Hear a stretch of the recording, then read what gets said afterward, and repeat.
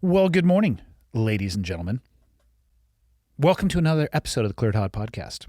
This episode is brought to you by, you guessed it, Black Rifle Coffee. If you go to Black Rifle Coffee right now, there's actually a pretty time-sensitive bag of coffee that I think you should get your hands on, and it's called Service Roast. It's right there on their rotating banner. It's for a limited time only, and it says right underneath it, saluting women who serve. My favorite thing when doing these ad reads is just to go to the website and talk about what's on that rotating banner, because that's where you put stuff that you want people to pay attention to. So it's up there right now while supplies last. The next rotating image is where you can start your coffee subscription. I doubt that you'd be able to put Service Roast on any type of monthly delivery, but for everything else, feel free to go ahead. Ground, whole bean. Do you want it sent to your office? Do you want it sent to your house? Do you want it sent to both? I don't know. I'm not going to tell you how to live your life. And then still, I don't know anything about this, but there's that Bass Cat boat giveaway.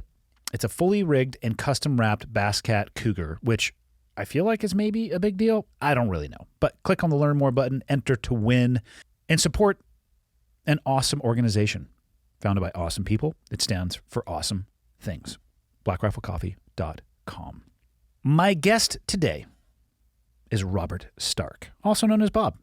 And this is why I love the internet. There's no reason that Mr. Stark and I would have ever probably crossed paths if it was not for the power of the internet, an email, and somebody reaching out to me directly. He's an author, and I actually highly recommend that you pick up his book. It's called Warflower, a true story of family, service, and life in Alaska. He is an Alaskan through and through, but he joined the Army as an airborne infantryman 5 days after high school, went to Italy first, and then parachuted into northern Iraq, spending 11 months patrolling around there in Kirkuk. Returned for a second tour in 2005 with the 101st Airborne Division, and now is back in Happy Valley, Alaska, living off the grid with his wife, child, brother. And all I'm going to say is his story is unbelievable. So how about I shut up and we let Mr. Stark talk? Episode 284 with Bob Stark coming at you. Enjoy. Okay, got the red smoke. Gun run, north or south, west of the smoke, west of the smoke. Okay, copy, west of the smoke. I'm looking at danger close now. Come on with it, baby, give it to me, I need it. Get cleared hot. Copy, cleared hot. Little audio wave sync, and we're off in podcasting. How many have you done, sir? This is my first podcast. First podcast ever? Ever. I feel like we get a couple of those every once in a while, Michael. Mm-hmm. That's okay, though. It's like a conversation, but people will probably listen to it later.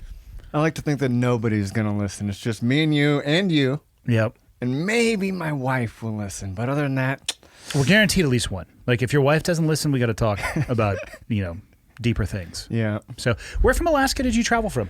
From Happy Valley, Alaska. It's just in between the Nilchik and Homer on the Kenai Peninsula, south central Alaska.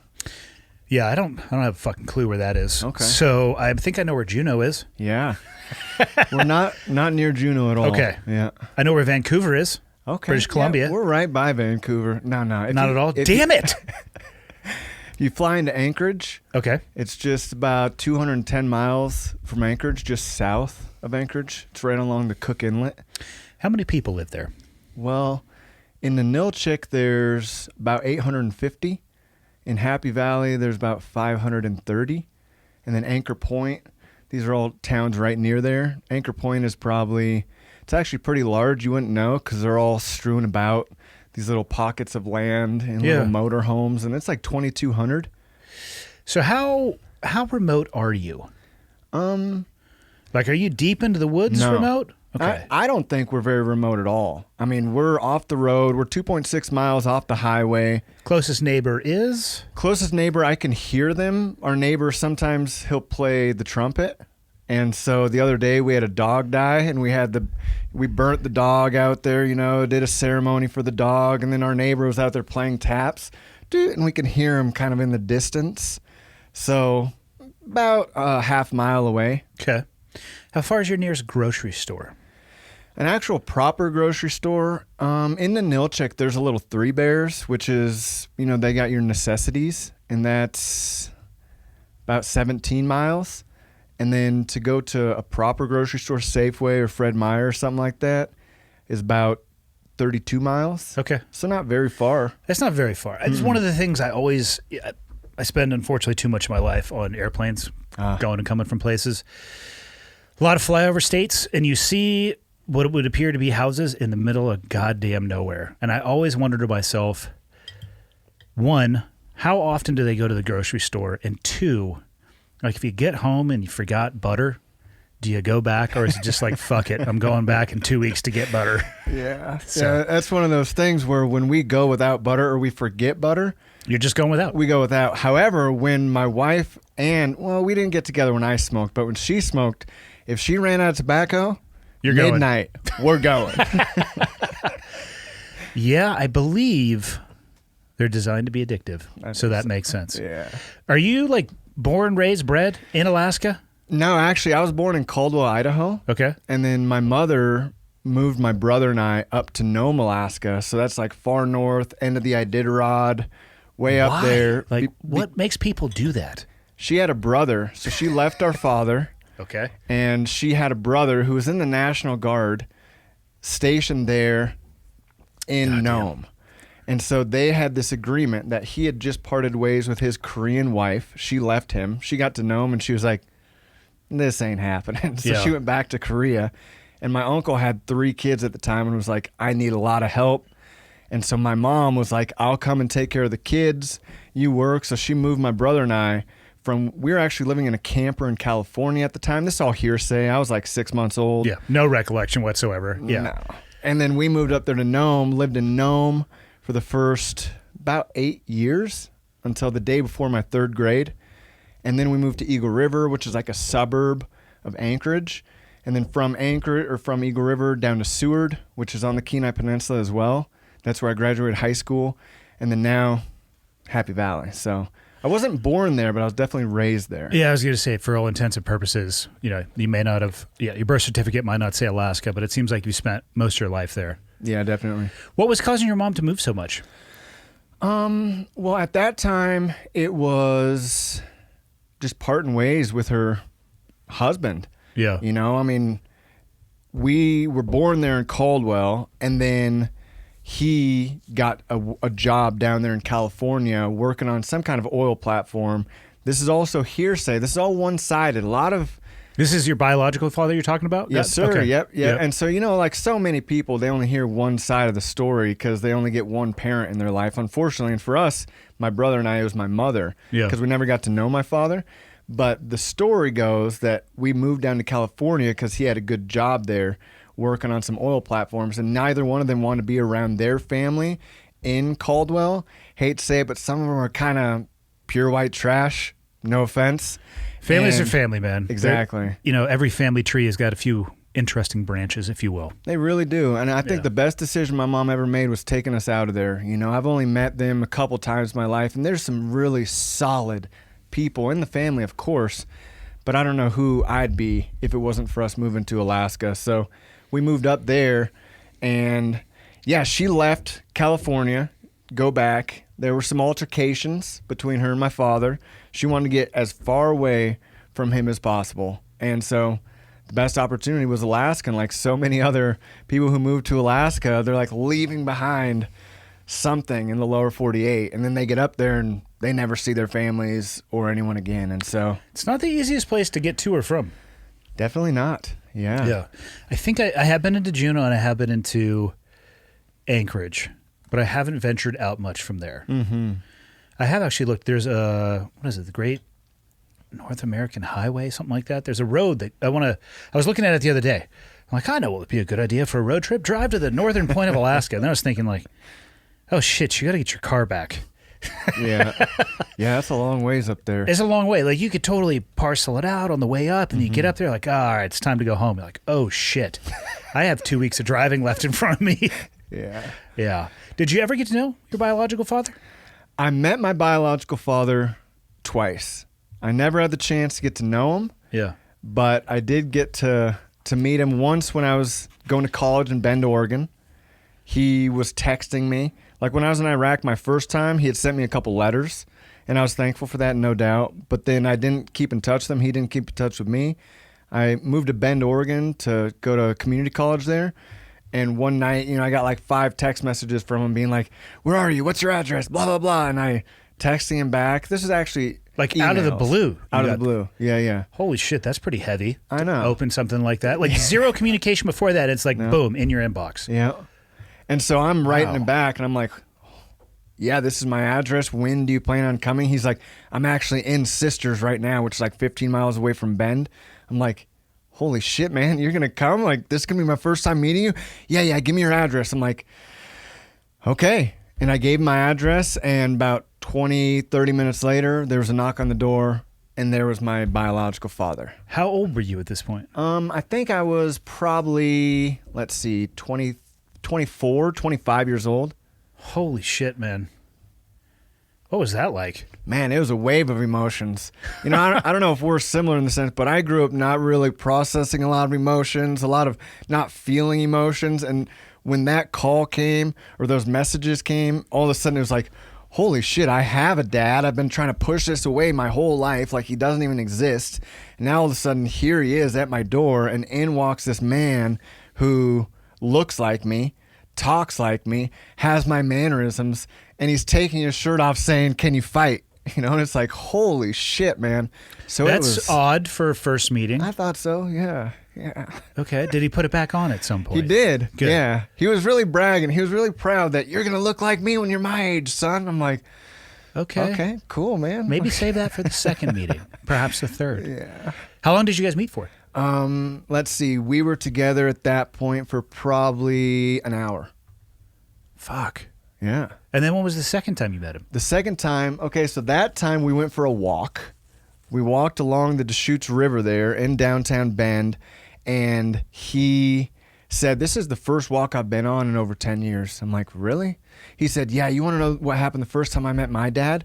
I said, what? He said, we went on a walk like this, and there was a bum sleeping in a park. And you know what my dad did? I said, what? He said, I walked right up to him and I kicked him in the face. Or he walked right up to him and kicked him in the face. I said, please don't do that. Yeah, why would anybody do that? I know. Come on, man. He said, I'm not going to do that. So then we went on that walk for an hour, and his nervous energy, he's like, I got to go.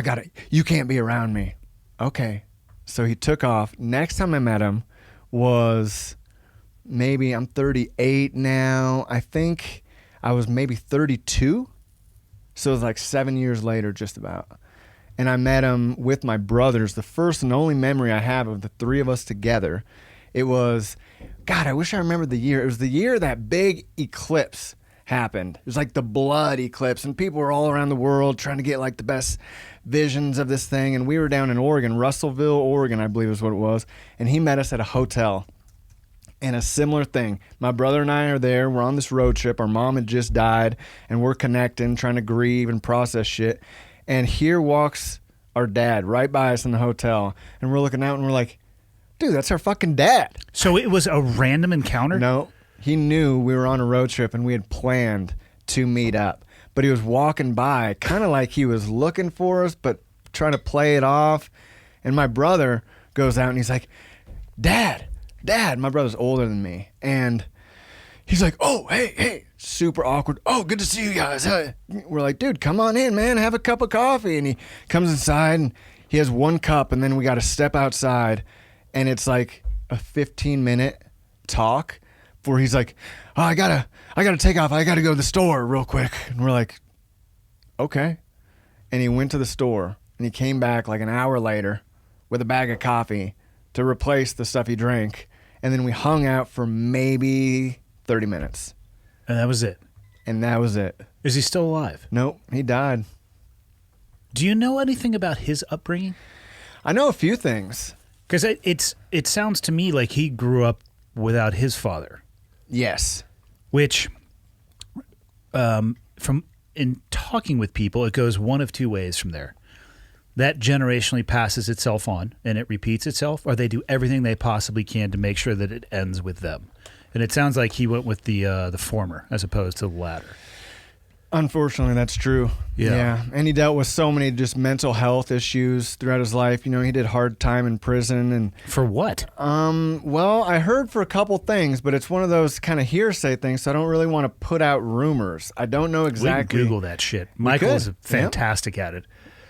And so with that, the stories I've heard was my grandfather, his father was named Red. And Red and my grandmother, Kathy, got together when they were young, had some kids, about 5 of them. And then Red had to leave because it was a toxic relationship. He was tired of it. And so he left that relationship. I think my father was in his 8 and younger years. Left, and then my grandmother got with a guy who I had heard was a former like Marine in one of the wars. I don't know exactly, but he had hardcore PTSD, very violent. And one of the stories I'd heard from my uncle was that my father and them, that stepfather would have them all line up like on the wall and have their backs to him, you know, and he would make them turn around and then punch them. It's like, what?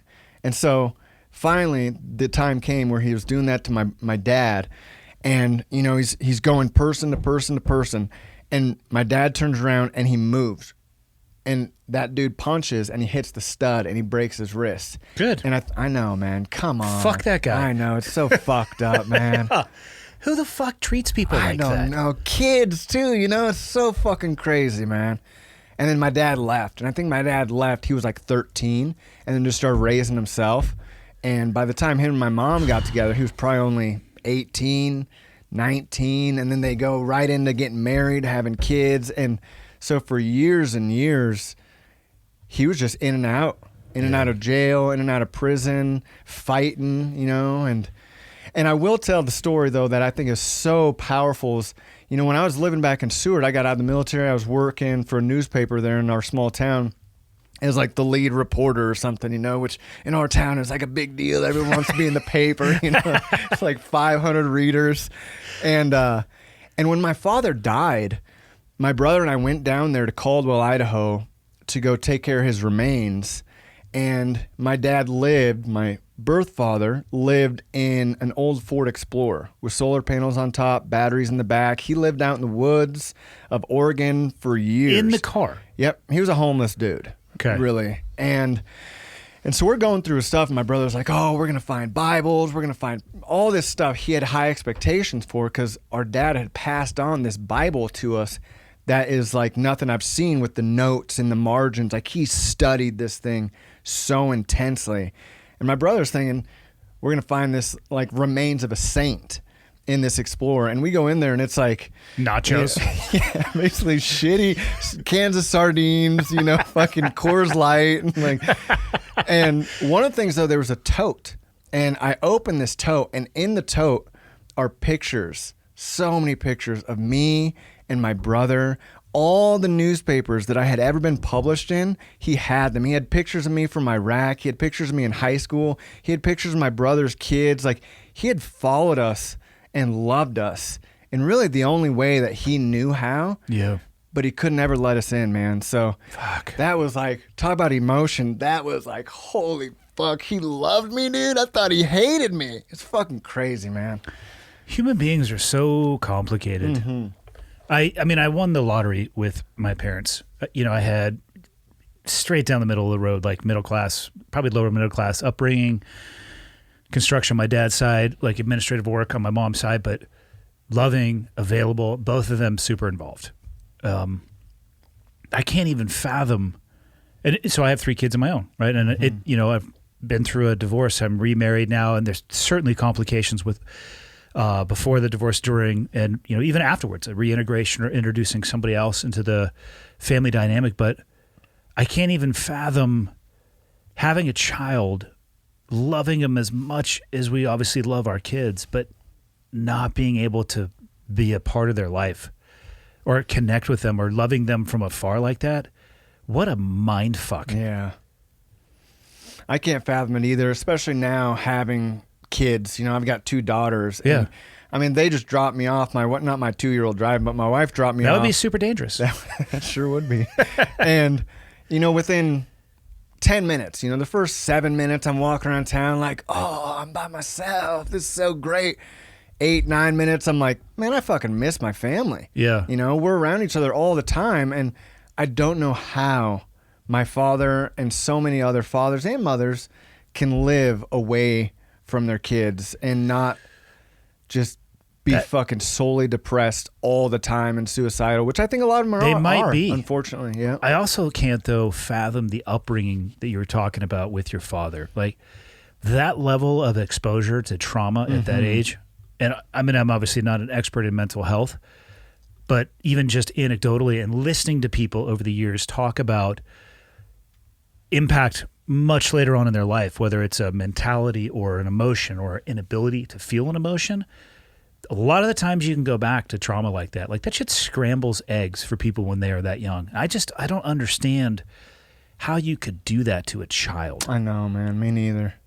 I mean, fuck, yeah. I mean, I can empathize with the position that your father was in, but I certainly can't say that I can sit here and understand it. I just can't fathom watching and caring about somebody from afar like that.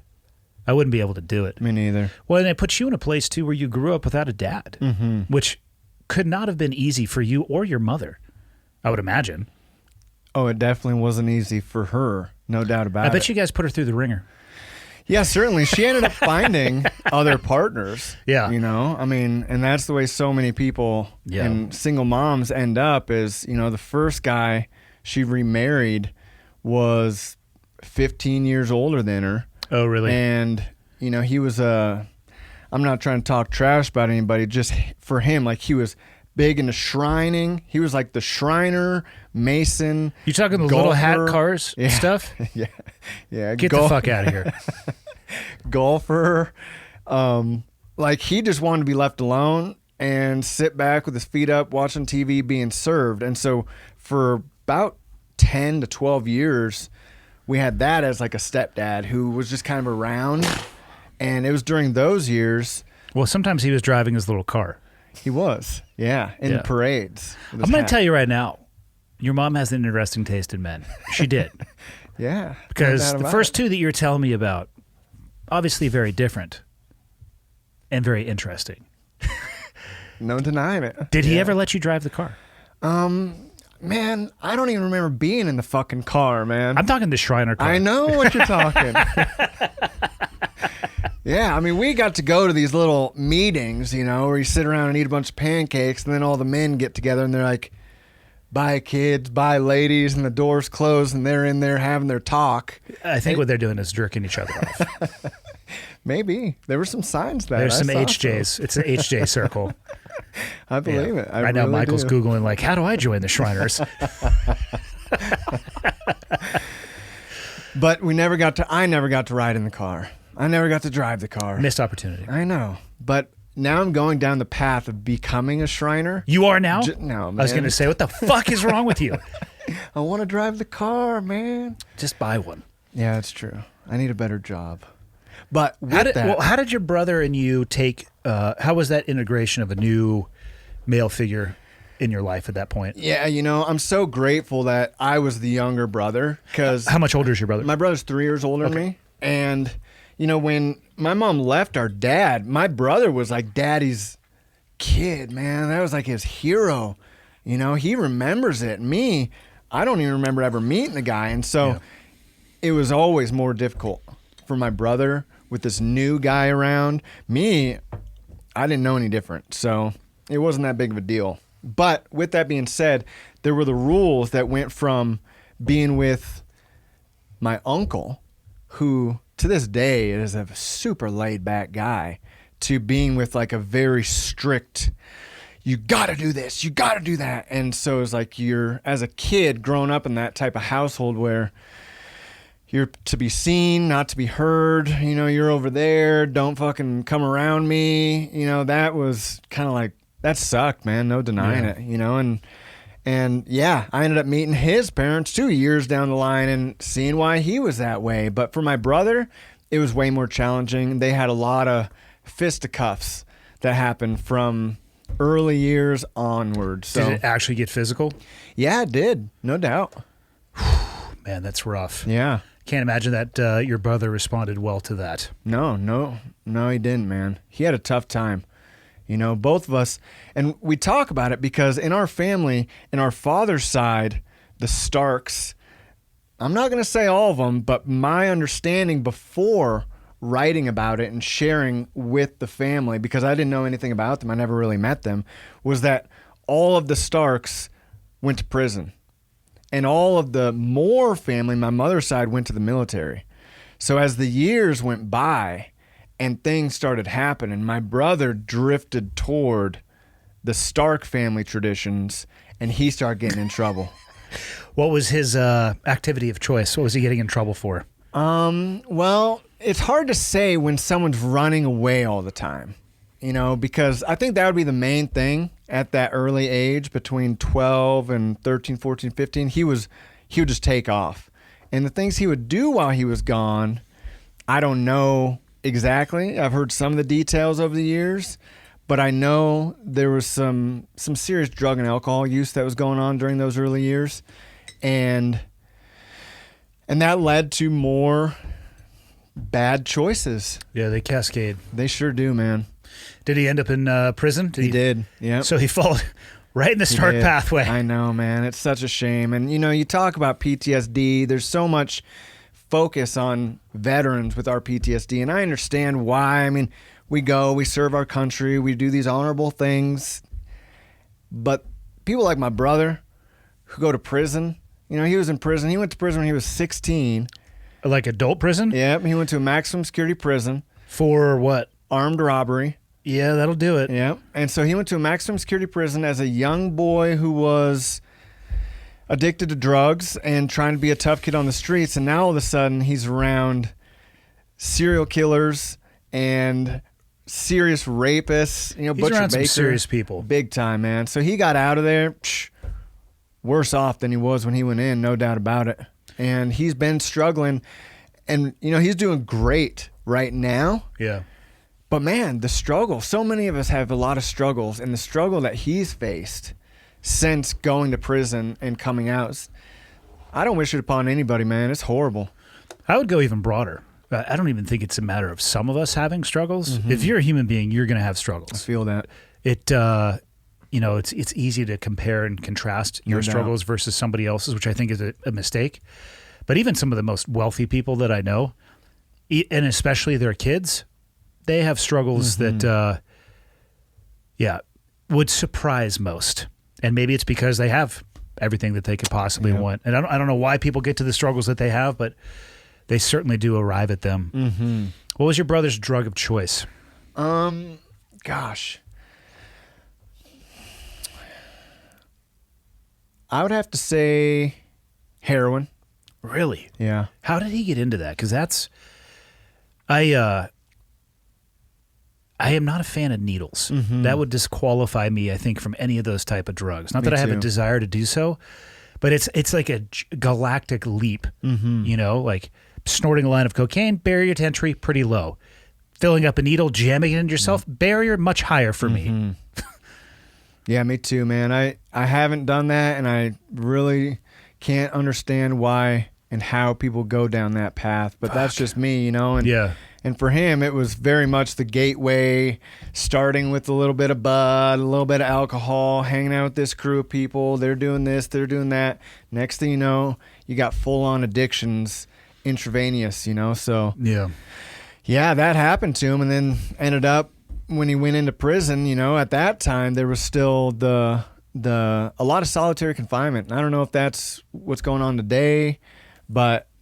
Probably depends on the person. I think so too, and where they're at. How many years did he serve? He served 8 years. Holy shit. Yeah, maybe like 7 and 6 months or something, but he did 8 years and about 3 of them in solitary because he was... Like consecutively? Like straight? Not I was going to say, consecutively. holy shit, that would break your mind. I know, man. I can't imagine that. Even 3 years out of 8. I mean, that's almost 50% of the time that you're in there, you're by yourself with your own thoughts. Holy shit. I can't even fathom. Like, I was so malleable at 16. Mm-hmm. And again, I won the lottery with my parents, and I worked for my dad during that time period and exposed me to, like, work ethic and honesty and integrity, like the stuff that you would want to expose your kids to. I can't imagine being thrown into an environment of fucking predators. I know. Holy cow. Yeah. Yeah, when he talks about... he'll stand up. He only talks about this stuff every once in a while because well, it's heavy on him, but he'll stand up and he'll say, I don't know what it was like for you in the military, Robert. And I'm like, yeah, you don't. And I don't know what it was like for you. He was like, but, where I was in prison, it was basically, and he'll put a box around his feet. And he's like, anytime anyone got into that box, it was over with. It was violence all the time. And so when you see my brother in public, at work, he is fucking high intensity, man. Yeah. All the time. And he's constantly vigilant and he's good with his hands, no doubt. I think if we had to get in a fight, my brother whooped my ass, man. I'll give him that. But he's going to whittle a shiv and fucking shank your ass. No denying it, man. Yeah. They say first day in prison, you got to beat the shit out of somebody to establish your dominance. Now, I got that from a movie, so I'm not so sure it's true. But from what you're describing with your brother, yeah, well, in the people I've talked to, and there have not been many, but describe that environment, like the pecking order is real, and perceived weakness is real, and it's the absolute place you don't want to be. Yep. Yeah, and there's all those jokes about prison, the soap and, you got to stab somebody, ha, ha, ha, all this funny stuff. I work in schools right now, and you have all these kids listening to gangster rap, and they think it's all so funny. This guy went to prison, or they might go to prison. To talk to my brother and hear about him going from a juvenile detention facility and having to keister a fucking shiv in his ass to go to the maximum security prison because he knew right when he got there he was going to be the youngest guy, and he had to go to the bathroom first thing, take that thing out of his fucking ass and go up to like the biggest black dude and say, don't you fuck with me. And from that point on, they were like, damn, this little dude's crazy. That's where Michael keeps his keys. I believe it. I see that in him. The fanny pack is just a distraction. It is. He's not worried about the fanny pack being stolen because it's in the prison safe. Yeah, it's. Notice he's over there quietly like, yes. Nature's lock and key. You're disgusting, Michael. Can you no. The geometry of a young man's mind. I know. Fuck. How's he doing now? It's a struggle, man. No doubt about it. His life, like I use the word, and I know you've already said it, but, his life since then, those years of 12 to 24, in prison 16 to 24. Formative years of your life. He didn't quite learn how to get a job, how to get a phone, how to have a post office box. No, he learned how to stay alive. He did, man. He's still very much in survival mode. And, he shares the property with us now. And I wouldn't have it any other way. My daughters, they love him. He stays in the yurt out there. He helps out every day with the chores. He's an incredible guy to be around. But it is very challenging for him to get a job and keep a job and to not dive deep into guilt. Because, some of the things that I've done, there were times in my life where I really regretted them way deeper than I do now. I've come to terms with some of that stuff that I did while I was in the military. But I don't think he has. I think he's done so many things that he doesn't tell me about, and I don't want to know because I know I would judge him poorly because it is that fucking dog-eat-dog world there in prison, man. And because that it eats him alive every day, you can see it, man. He has a hard time. So what is he doing to try to work his way through it? Or is he kind of just bearing the burden? Yeah. Right now, what he's doing is he's gotten deep into Catholicism within the past year. Okay. And with that, he's studying. He's trying to study, pray, get new daily routines. Yeah. And get involved in a local church. So he's trying to build a community of healthy people. And with that, he's meeting with a priest and he hasn't started doing confession, but he did do some sort of, step work. Yeah. That type of thing with a priest. And so he's trying to strip himself of all those old friends and those old ways of thinking and replace them with God, God, God. And he's doing, in the years I've known my brother, right now, my brother's happier and easier to be around and funner than I've ever seen him. And so, we're really urging him along. Go to church, man. Like, because he's doing better than we've ever seen him, so. How do you find Catholicism? When he was in prison, he got into Satanism real hardcore. Oh, that's super healthy. I know. It's really the same thing. No, I'm just joking. But It's other side of the same coin. it is, no doubt about it. And he has a healthy respect for, in his belief, the devil and evil. And he says because of his time knowing the devil and getting deep into evil and allowing evil to work through him, he now wants to go to the other side. And so he was practicing Christianity for years after prison. I'd say within the past 5 years, he was getting deeper and deeper after our mother passed, which was 7 years ago. And he's been getting deeper and deeper into studying the Bible, trying to go to church now and then. But, he did a lot of studying in prison too. Yeah. And so it's only through all of his studying that he's decided he's an extreme dude like many of us. He's like, okay, if I'm going to do this, I got to get into the original Christianity, Catholicism. And so, yeah, he just really dove in within the past year to the actual religion and not just the studying of it. So, Well, I'm glad to hear that it's having the impact that Me it's too. having on him. me too. How did you prevent yourself from taking the same path he did growing up? Man, I was walking there. I really was because my brother went to prison when I was in 7th or 8th grade. And I remember I was in the language arts class there in Greening Middle School in Eagle River, and my name came over the intercom, and I was like, oh, shit. And everybody in class, ooh, oh. And so I walked down there to the office, and my mother's there crying, and there's 2 officers. And they talked me into saying what I knew. And I knew at that point that my brother had told me about 3 days before that he had robbed a liquor store, and I didn't believe him.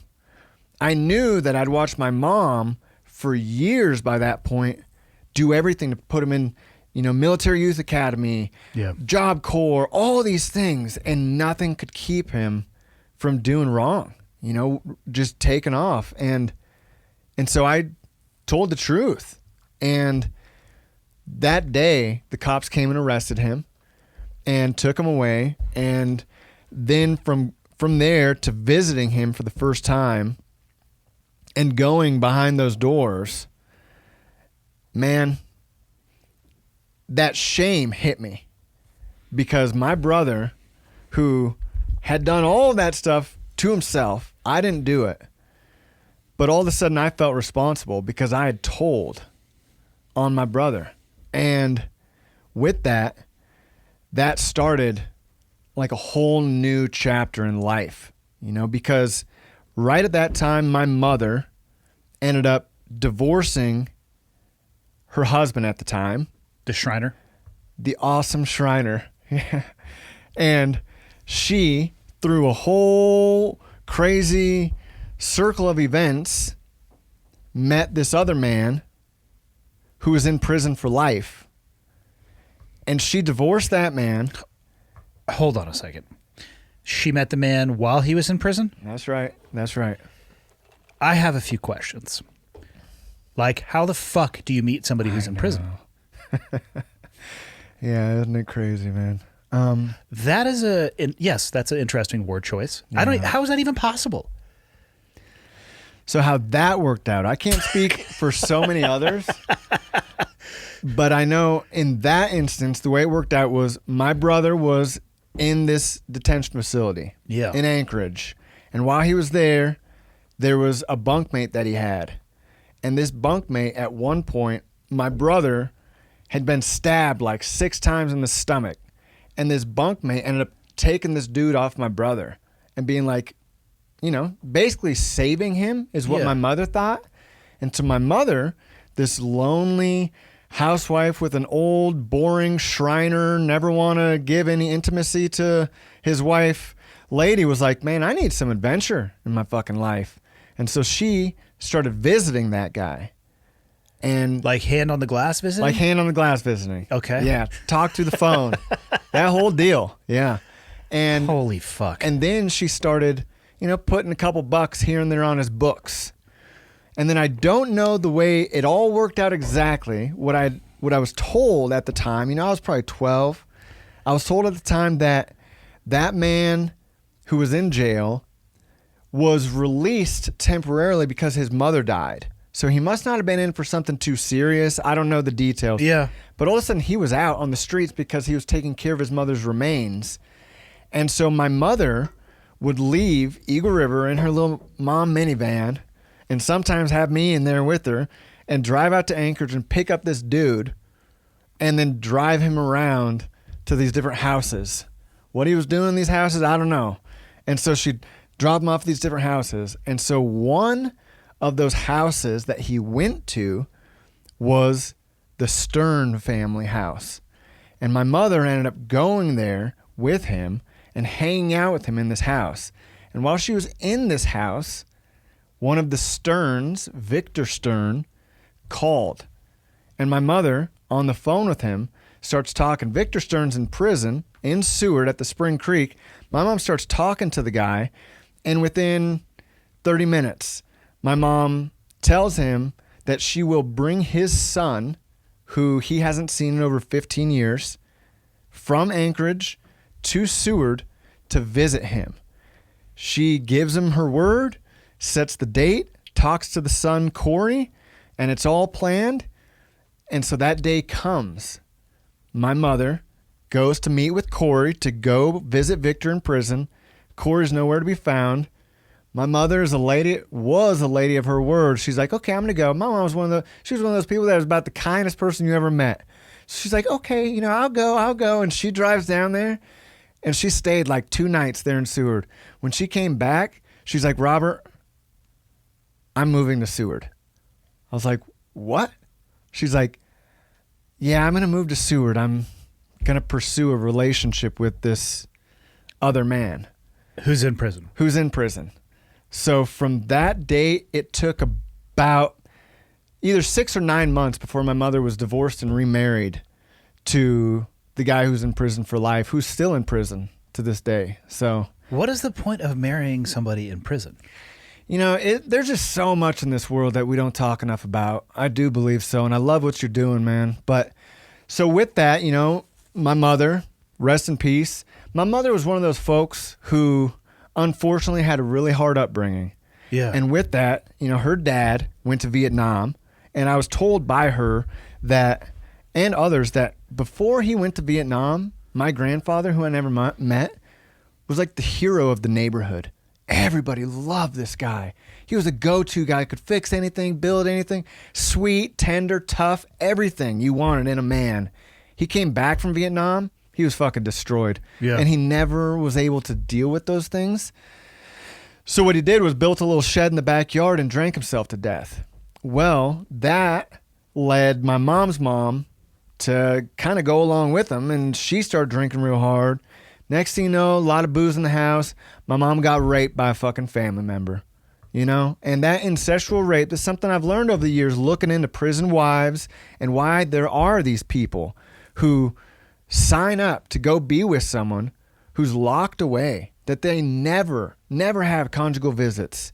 And a lot of it is because they have serious childhood traumas from their families that they just cannot trust a man or a person again. And so that was my mother's story. Fuck. And so she found safety. Those years my mom was married to that guy, it's 13 years. My mom was happier than I ever saw her. She was like a fucking radiant spirit, just floating around on the phone a lot of times, but it's fucking crazy, man. I don't know if I have the ability to comprehend that story. Fuck me. That is so wild. And again, the damage that can happen at a young age when it comes to rape too. The amount of times that it's a friend of the family or a family member, God damn it, man. I know. It's like, I hate terms like always and never, but it's almost always a known party. Not like the story of the boogeyman who's like peeking through windows in the back of your house. Sometimes that happens, but more often than not, it's a family member. Yep.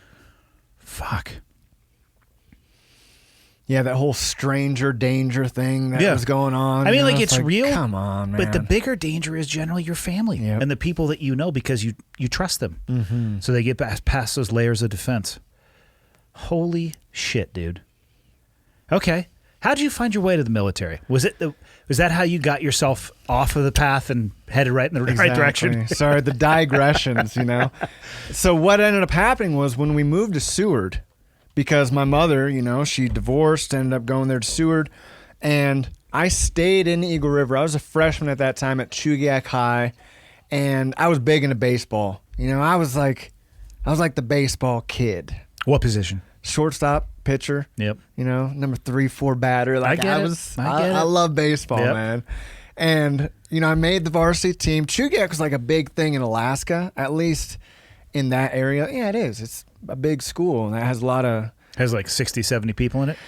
Just about. No, I think it's close to 2,500. All right. Yeah, which for us is really big. I was going to say, that's bigger than I was going to guess, to be honest. Exactly, yeah. And so with that, you know, I'd made the varsity team.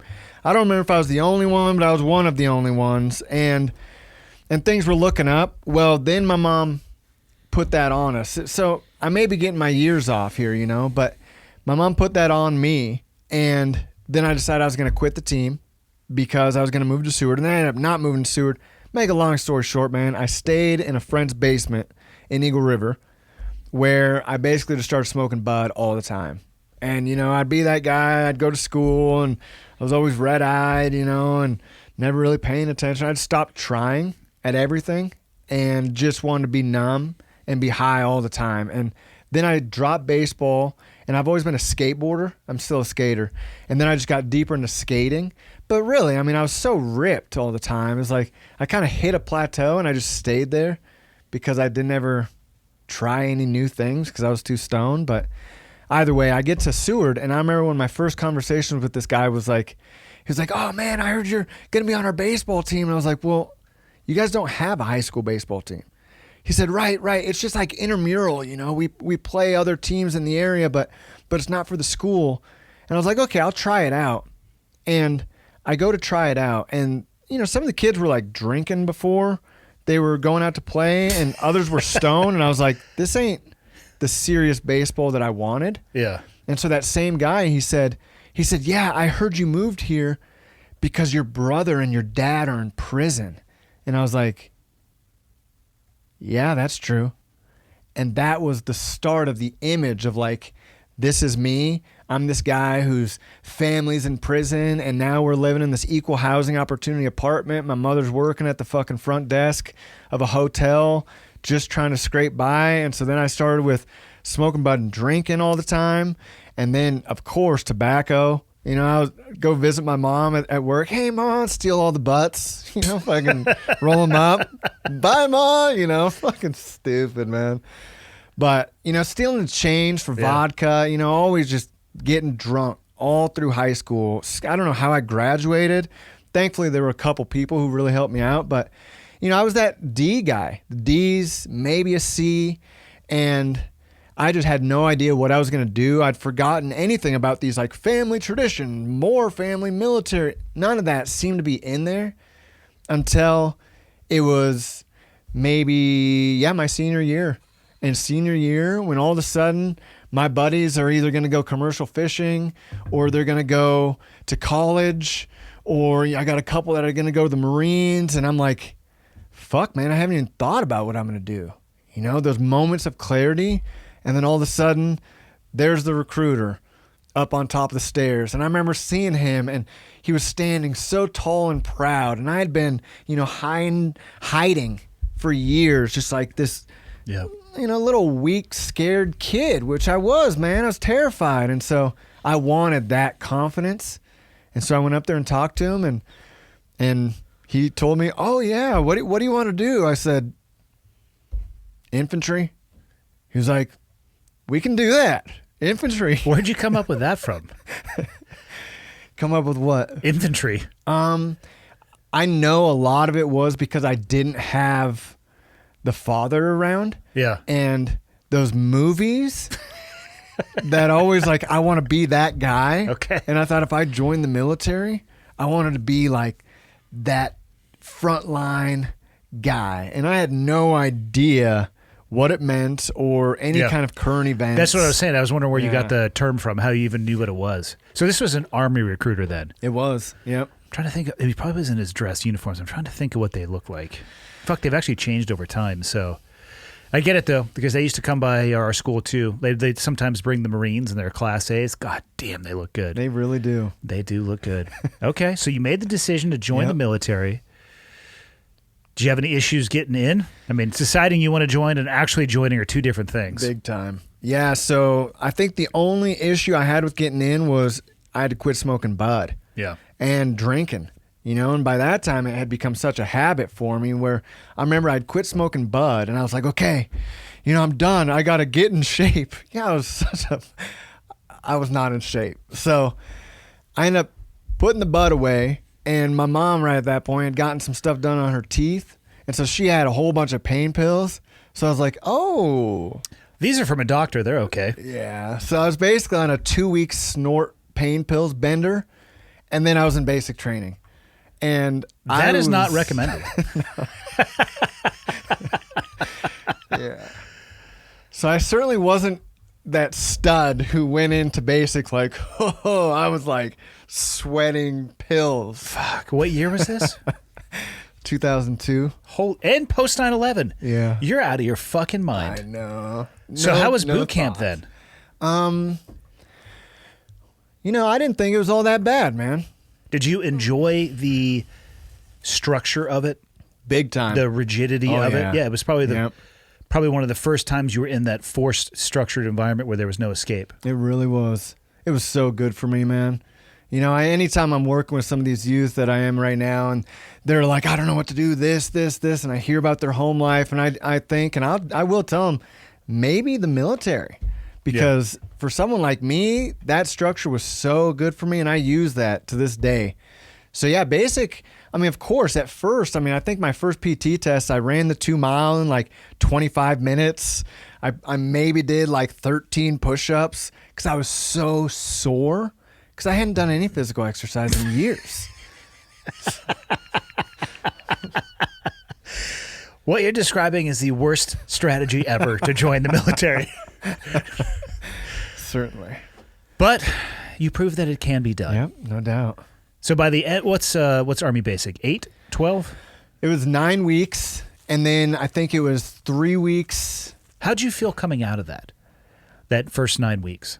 Man, I felt so much better about myself than I'd ever felt my whole life. Yeah. You know, just stronger mentally. It was the first clarity I'd had, if you can consider it that. You know, I was being told what to do all the time. I couldn't really think for myself, but I felt so much better than I ever had, man. So, and then not to mention seeing these guys who were older than me and tougher than me who had quit or who were crying. And I'm like this kid who comes in 17 without any structure in my life, and I'm starting to soar.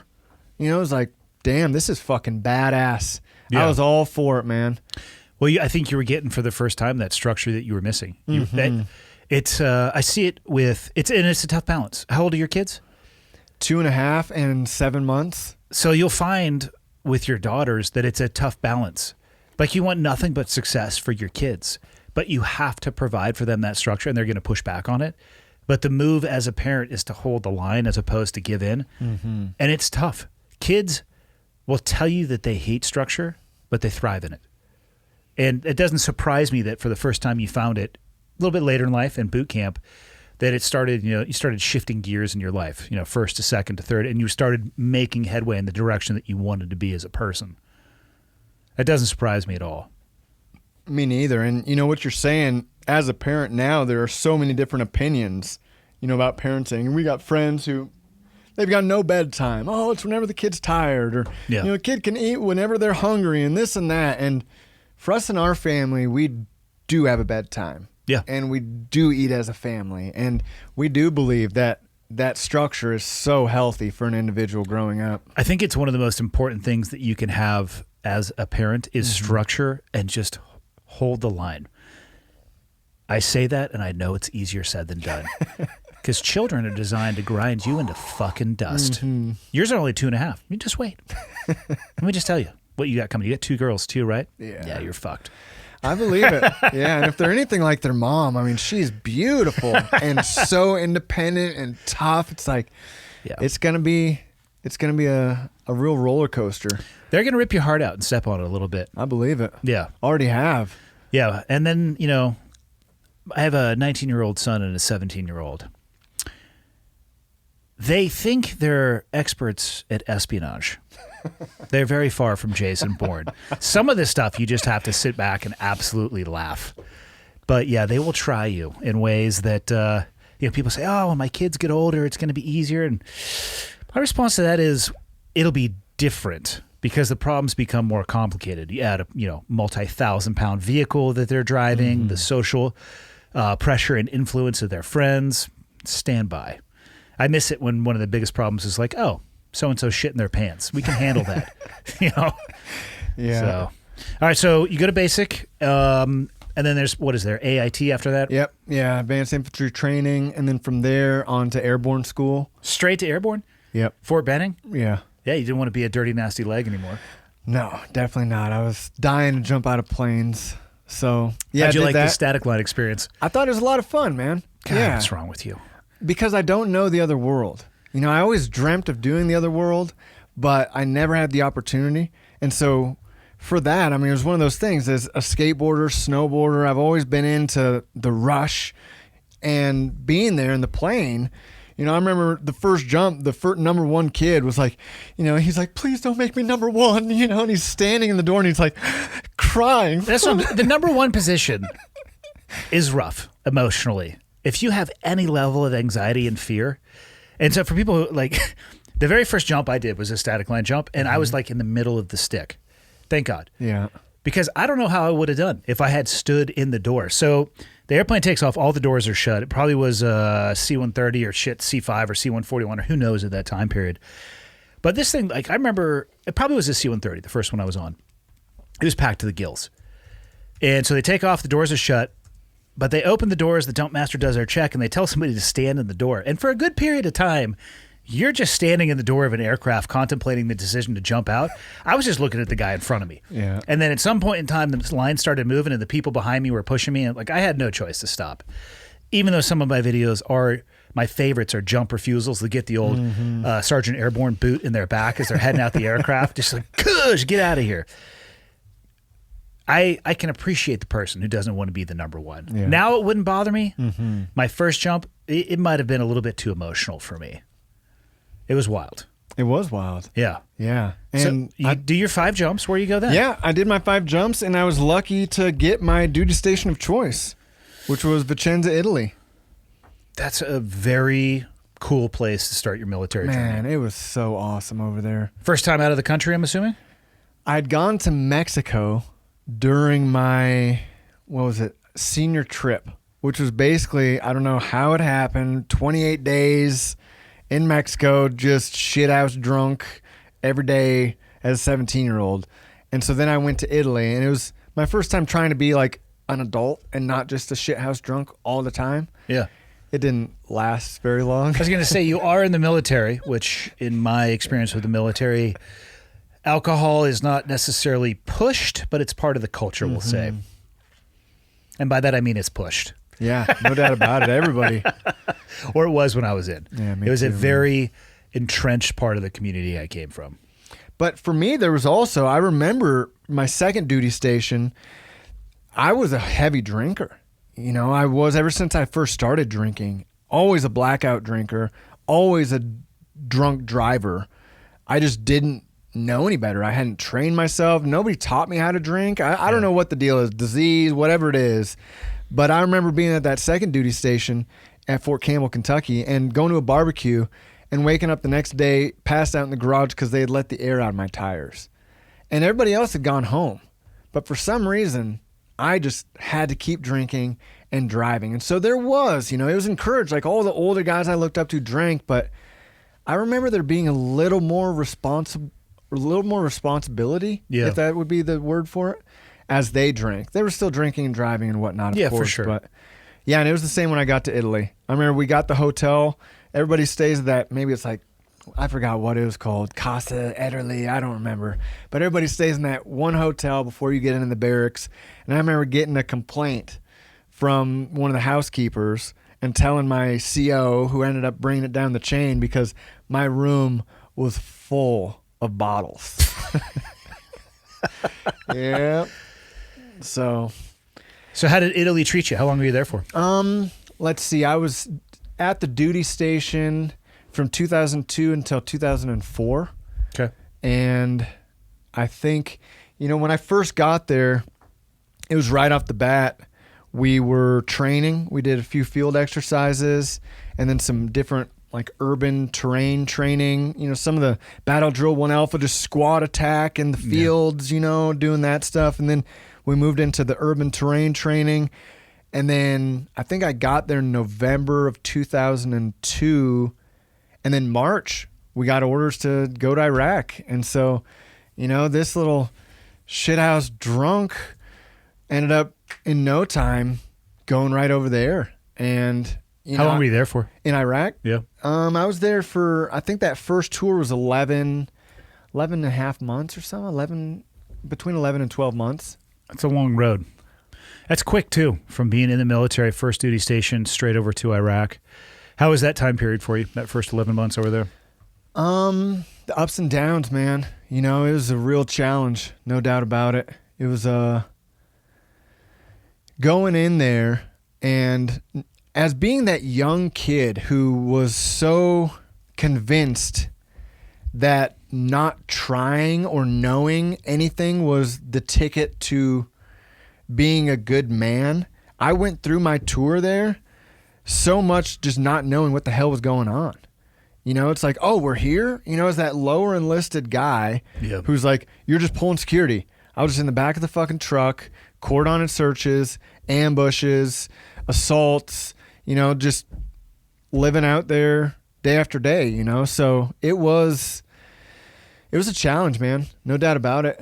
We were, we jumped into the north and then we moved south. And so we were, I wouldn't say the first ones, because SF, probably yourself and other special operations forces were definitely there before us. But as like the big force, we were the ones, that were moving south to meet up with the guys coming in north. And so, yeah, definitely seeing and doing things that I'd never thought I would do, even though I signed up as an infantryman, Yeah, it's probably everything you thought it would be, and then a handful of things that you could have never even fathomed at the same time. That was my experience with it, at least. And then did you go back to Italy after that first 11 months? Yeah. After that tour, I went back to Italy, and they transferred me to an S shop as like the paper pusher guy. And then I got transferred from there to Fort Campbell, Kentucky. And you went back to Iraq, though, right? A second time? Mm-hmm. Was that from Fort Campbell, or was that... It was from Fort Campbell. Okay. How was that second deployment for you? Totally different, man. The first one was, like I said, boots on ground, assaults, ambushes, blah, blah, blah. The second time was private security for a general and sergeant major of 101st. So I got put into what was formerly a LURS detachment that was there. Mm-hmm. And, they were the only airborne guys that were infantry there at Fort Campbell at the time. And they were, you could only be an E5 if you had a Ranger tab and, hardcore, wannabe SF guys. And they had a lot of training. Don't get me wrong. Those guys were badass. And so I got there, and the unit didn't know what to do with all of them. Didn't know what to do with us as this small unit. So then they disbanded the LURS detachment and made them into a Pathfinder unit. What was it called? LURS? Yeah, LURS D, Long Range Surveillance Detachment. Wow, I've never even heard of that. Oh, wow, yeah. Yeah. So they were LURS D, and then we ended up becoming a Pathfinder unit that was attached to an aviation unit. And so then we started getting trained up on Pathfinder operations, working with helicopters, landing zones, downed aircraft recovery. And we started doing all this high-speed training, and then they're like, okay, we're going to deploy you as private security. And so then we went into, getting SWAT team folks out to train us up on private security and more hand-to-hand stuff. And then when we got deployed, it was basically us at, what was that base? Fob Spiker, I believe it was, outside of Tikrit. And it was so different because we were on a base, had hot chow twice, 3 times a day. We went out with the general whenever he left, either the general or the sergeant major, and we went in helicopters. Only 1 or 2 of us, so many of us were just chilling, working out. I think I ran a half marathon while I was in Iraq. It was like, but over the years, the 2 different tours, that second one I was stop loss, so I should have been out. I was pissed about it. Oh, they prevented you from exiting the military. Yeah. Interesting. Mm-hmm. That's a tough pill to swallow. Yeah. What'd you initially sign up for? 3 or 4? 4. Okay. Yeah. I had forgotten that they did that. Mm-hmm. Because I don't think they did it for a long period. Well, I mean, doing it for a year is a long period of time, depending on what situation you're in. Yeah, I had forgotten that was a thing. Yeah, people wanted to get out, and they're like, yeah, about that, sorry. Oh, but you can re-enlist for so much money. You can re-enlist, or we're just not going to let you out. You have 2 perfectly good choices that you can make that end up in the same place. Yeah. Yeah, one, you have the illusion of control is the only difference. Yeah, that was a real pain in the ass. I was pretty pissed. And that difference, not trying to digress, but, the first tour, when I signed up after going through basic training, the airborne school, I was so pumped about being in the military. I wanted to be a lifer, I was diehard. I had some buddies who went to RIP or Ranger indoctrination. I didn't even know that was an option. I was like, I'm going to go Ranger. I want to go SF. I want to be all these things. And then we went to Iraq that first year. Something about kicking down all those fucking doors for those innocent folks, man, that, waking up these women sleeping in the middle of the night and the panic and then putting on their stuff. It was, man, that hit me deep, man. And so I ended up getting out of there that first year, and I was just like, fuck this, man. I'm fucking done. And so I tried to get out. I was that guy trying to drink and smoke bud openly in the military. Like I got Really? Yep. I got transferred to Fort Campbell, and I was like powerhouse trying to get kicked out, and they were not fucking drug testing us. They were not kicking us out, man. How many guys that you were working with kind of developed that mentality with what you were doing overseas? Man, it's, it'd be difficult for me to say the percentage, but I know that I should say, did you feel like you were the only one or? Hell no. Yeah. No way, man. So many of us, and it wasn't even about the fighting. Over these years, I never have felt bad to be like, oh, I shot towards these people, or I'm pretty sure I fucking killed you guys or whatever. Yeah. It's like, because you guys were always shooting at me. It was that kicking down these innocent fucking people's houses, just cordon and searches, man. That was a real drag. So do you what level of intelligence would they brief down to you? Like, what level of clarity would you have on those missions? Like, this is what we're trying to accomplish. This is actually what mission success looks like. Gosh, what a good question. And unfortunately, I would have to say that the answer that I remember was based on a deck of cards. Was based on these are the players. I forgot about those too. Son of a bitch. Yeah, the deck of cards. Yeah. We're trying to get the ace of spades. We got to get these guys, or the Republican Guard. There are people we know who are within this town who were Republican Guard, and we're trying to get them. So we're just going to arrest every fighting age male. Yep. And so you just fucking flex cuffing all these dudes, just so many of them. Sandbag over their head, put them in the back of the truck, bring them to the fucking detainment facility. Don't know what happens to them.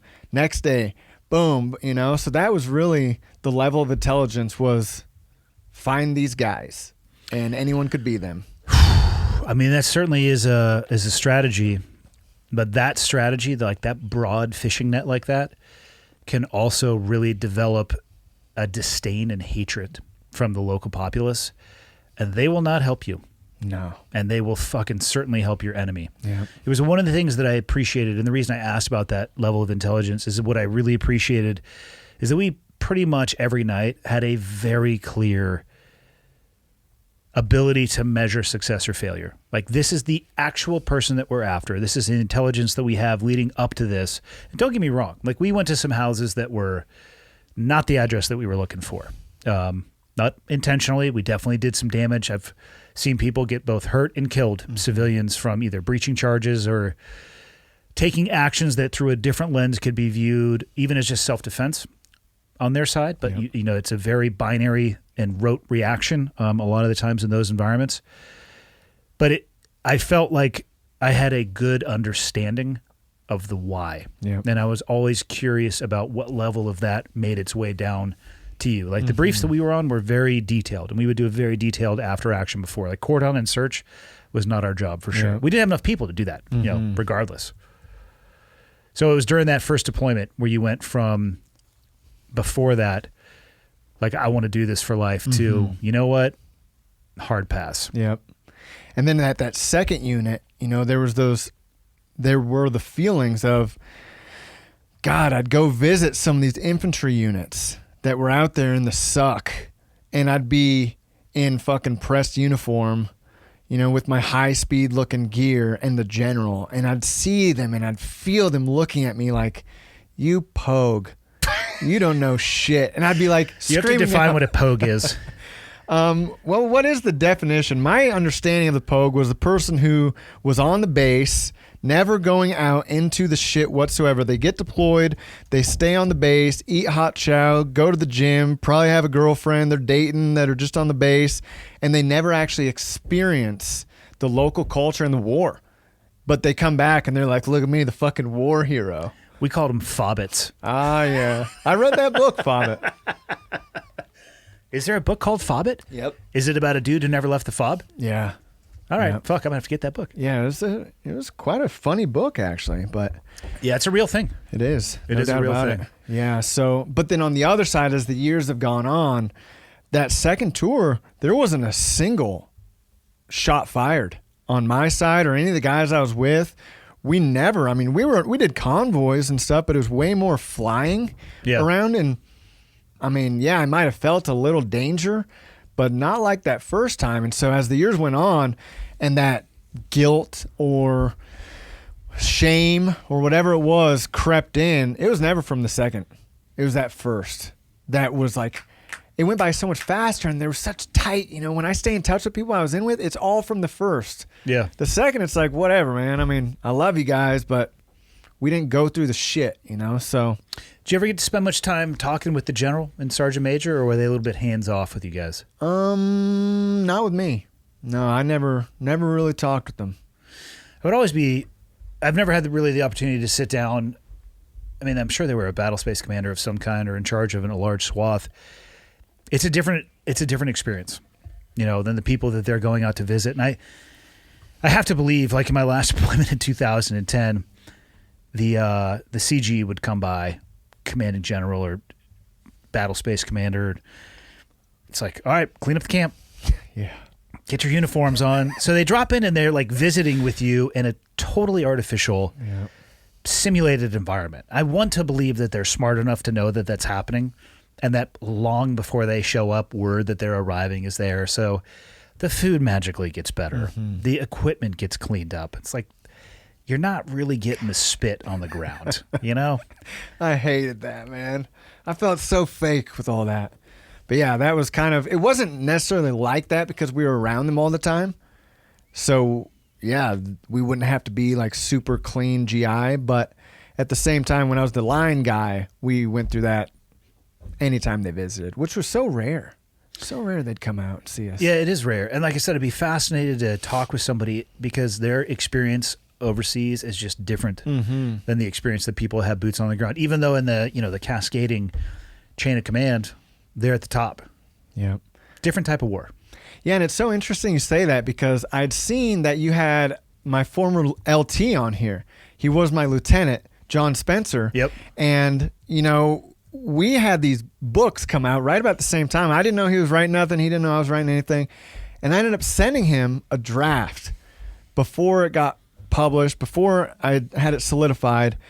And I only sent him like the first 5 chapters or so, the ones that were based in the military, to be like, hey, LT, tell me what you think. I don't want to offend anyone, blah, blah, blah. And he said, I'm envious of you because you can get the dialogue. You're actually writing about what you guys were doing down there. You have it. For me, I was in the back. I don't have that dialogue. I don't have that camaraderie that you have in your writing because I didn't get to experience it. And so we were there together. Totally different experiences, though. Completely different, man. Yeah. Yeah. All right, so you get back from number 2, and you're like, fuck this military shit. Straight up. I'm going to drive to base while smoking a joint. Which I'm going to tell you right now is a very controversial way to try to exit the military. You might have been fucking around with a little dishonorable discharge, or at least an other than honorable, which is not a good thing. No. I'm so grateful for the leaders that I had then, my second time in Fort Campbell, because those guys knew what was going on, and I never talked about anything that I'd went through my first tour, and I still really don't. And I'm sure it's not any worse than what most people go through in life. Like you said, we all have our struggles, but somehow it seemed that those guys, the E7s on up, Sergeant First Classes, First Sergeant, they knew that myself and another buddy of mine who both were in 173rd in Italy and came to Fort Campbell together, they knew that we had gone through some stuff, so they gave us a lot of leniency. They might have smoked me really hard, making me do, you know what I'm talking about, but they didn't make me get tested, and they wouldn't let me get out with a dishonorable. There was one guy in particular, Sergeant Armstrong, who was like, Stark, you've done so much for the military and for your country. You can't fuck this up. I'm not going to let you fuck this up. And he would urge me all the time, just be patient, just get through this, because if you don't, you're going to get out with an other than honorable, and the rest of your life is going to be so much more fucking difficult. Yeah. And it was true, so I don't recommend that shit for anybody, man. If you sign up, fucking stay in and do your job and just get out without an other than honorable, because the people I've known who have gotten out with that, I think you can have it changed after 10 years or so, but man, 10 years is not a short period of time. No. I don't think people understand the weight that an other than honorable, or specifically a dishonorable discharge, has. It's not as heavy as like a felony, but you're going to miss out on some job opportunities at the very least. Yeah. And 10 years of having to deal with it, that would be rough. No doubt.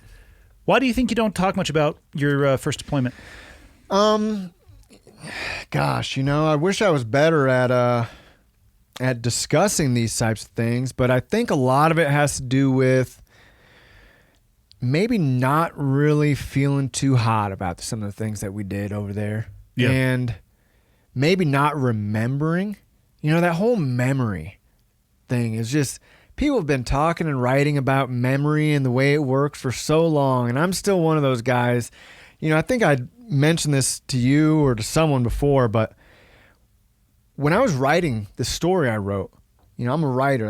That's how I process this shit. I don't talk a lot. I write. And I sent this draft to the LT and then a buddy that I was in 173rd with, and I sent it to him, and he wrote me back and he said, Fat Bob, that's what he called me because I used to steal all of his pudding. Fat Bob, you had to have written about our time in blah, blah, blah. I don't remember the name. And I said, what? He said, you can't tell me you wrote all this with such great detail, but you didn't write about our time in blah, blah, blah. And I'm like, dude, I don't even know where you're talking about. And he said, dude, those were our hardest times. And you didn't remember that? You don't remember that? You didn't write about that? And so I'd completely forgotten that. And I still don't recollect that time, even the town that he named. Yeah. And so I think part of me not talking about it is that fear, really, of more stuff coming up. And it's been slowly coming up over the years, it's 20 years this March since we parachuted into Iraq. And I talk more about it now than I have in the past, but I think I'm more prepared now because, well, thankfully I've got some sobriety. I don't drink and do any of that shit no more. It's been like almost 9 years for me. And so I think with that, I'm now getting more and more able to look at it. But I'm still scared. I'm still scared of fucking feeling guilty, man. You know, and I think that's the main reason. I think sometimes with memory, like when speaking very narrowly about just experiences in war, because I don't know shit about the overall way our memory works, but I think it can be a protective mechanism for your humanity or your soul or however you would want to look at it. That I look back, people ask me all the time, like, how is SEAL training? And I look back, I'm like, fuck, I don't remember that much about it. But like, it sucked. That's what I tell them. I'm like, it sucked because I remember it sucked. But if you were to say, well, what was the worst part? I'm like, I'm like, oh yeah, Hell Week. That was the hardest. And they're like, oh yeah, what happened? I'm like, oh, fuck, I don't remember. Because it was painful, and I think your body like whitewashes it a little bit as a protective mechanism. I don't know if it's possible to be proud of the things that military members are asked to do. You know, it's one of the issues I have with the portrayal as the American serviceman as always being a hero. We are asked to do things that are outside of the norm, and I think it are at the limits of humanity. I don't think you're wrong to feel a level of shame or guilt, or however you would describe it. I'm not describing that for you or not trying to, but however you would describe that, I think that's a healthy thing. Regardless of what anybody else may think about your service, you're the one who had to live through it, and I think it's natural, given what they asked us to do, that you have that level of unease with it. If you didn't, you might be a little bit more along the lines of like a sociopath. I agree. Yeah. I mean, it's not pretty. You know, it's Saving Private Ryan is a fucking amazing movie. But like, go watch it again and look at the color of the ocean waves that were rolling over the dead bodies. It was fucking red, covered red in blood, and the dead bodies. And if you go do that shit for real, not a naval assault or a beach invasion under fixed machine gun fire from fucking German pillboxes, hard pass. Fuck, dude. Those guys each had wheelbarrows for their balls as they were running up the beach. Fuck. But even the stuff that they would ask us to do, like, you're going to see people in pain. You're going to see them in their last moments. And it's not pretty. It's the exact opposite of pretty. There is going to be some turmoil, I think, for a human soul to work their way through that. And we all work through it in our own way. But what I'll say to that is this.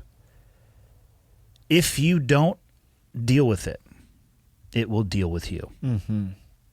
Because if it is coming out, like you're saying, to use some of your words, like it's coming out, like the reason that it's coming out is it's still there. Yep, no doubt. So you might have a great shovel in a deep hole. Yep. It's funny how it works its way out. One of the healthiest things I think I've ever done is, it actually happened the most for me when I was going through my divorce, was every week talking to a counselor. And almost never about the person that I was ending the relationship with. It was about myself. I don't feel, I have a rating for post-traumatic stress from the VA that, quite frankly, I disagree with. I don't think I'm the same person that I was before. And the deal that I made with myself when I went through and did all of the exams was, I'm just going to answer everything honestly. And their questions fucking suck. They're super broad. You know, and actually, it was yesterday. I was recording a podcast with a guy who I hadn't seen in 20 years, and we were talking about getting out and, you know, the burden of the job and whether or not you can come out the same on the other side, and specifically talking about the questions like, oh, do you have nightmares? I'm like, yeah, but I'm fucking scared of clowns looking at me through the window at night. You know what I mean? Like, those are the nightmares I have. It's not shit from overseas.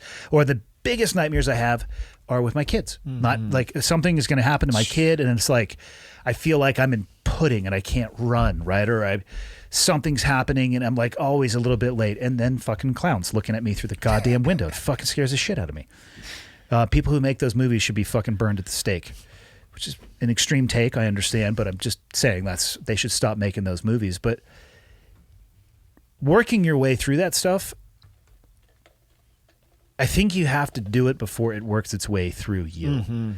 And my advice to you would be, as from somebody who lived in that world as well, is embrace it. And it's going to suck.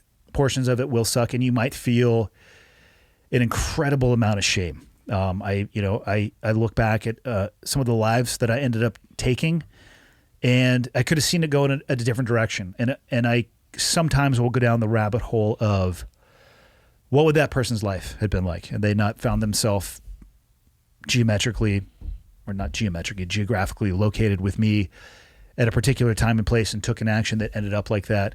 And that young individual, like, what impact did that have on the family, and what would they have become? And looking at my own children through the lens of where they were in their life and where they could be. And it's fucking rough. It's stomach turning. And it does keep me up sometimes, but I don't avoid it. I would recommend diving into it as deeply as you can, because you'll be a healthier person at the end of that. Yeah, it's such a good point that you're making. And for me, over the years, when I first got out of the military in 2006, November, I went down to Belize in February 2007. And very quickly, I found myself in Guatemala at this yoga house. And it was right off the center in Quetzaltenango.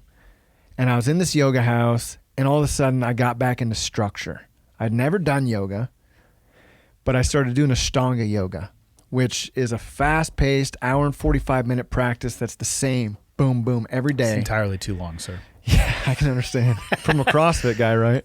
I used to be a CrossFit guy. Now I'm more of a jiu-jitsu guy, but hour and 45 minutes is fucking far too long. Yeah, it's very... My wife practices now. I'm like, yeah, good luck with that. Yeah. But anyways, when I was there, I, for the first time, started writing about some of the stuff that I was going through. And I've always been a writer. But for some reason, every time I put my pen to paper, it was like talking about stuff I did in the military. And I'd put it away. Oh no, just write imaginative, fun stuff like dinosaurs. Always trying to come up with stuff instead of facing it. But I kept doing the yoga, and I kept doing the writing. And then another opportunity came up. I was there for about 4 months practicing every day besides Sundays. And then this opportunity came up in Costa Rica for a house sitter for 3 months commitment. And how do you find this shit? Well, the yoga house one was, I was just backpacking through. Okay. Like you, I got a rating, but at that time it was just for ringing of the ears. Tinnitus. Yep. So I had about $65,000 saved when I got out of the military. Yep. And for a little kid like me, man, that was like a fucking... Yeah. I thought I could live the rest of my life. Yeah, you're in your early 20s. Yeah. Nobody has ever had this much money in the history of fucking mankind. Yeah. So I go down there, and I'm staying at this... starting in Belize, and I'm just backpacking, doing the backpacker thing. You meet somebody, and they're like, oh, check out this place. It's amazing. Check out this Lonely Planet book. It'll tell you this. And so I'm just kind of going along with the ride, but I wanted to learn Spanish. And I found out that there's this town in Guatemala, Quetzaltenango, that has tons of Spanish-speaking schools for less expensive than any other place in Latin America, in Central America, and they teach good Spanish. So I was like, okay, I'm gonna do it. I got to that place, and then while I was there, I ended up doing yoga at this yoga studio, and I was like, holy shit, this yoga is incredible. I need to do this more. And then I start practicing there for 4 or 5 days, and they're like, hey, we've got a little room that's open, and it was like basically a closet nobody wanted to stay in, and they charged me $50 a month. So it's like, you can stay in it for $50. That includes your yoga. And so I started doing that. And while I was there, I started making peanut butter and selling peanut butter. It was fucking cool, man. But either way, it was an adventure. And then I found something on Craigslist. And because I was looking, I was like, what's the next opportunity? Craigslist, Costa Rica? Yeah. Yeah. I am terrified to go to that website. You find fucking human organs and apparently house sitting. Maybe in combination.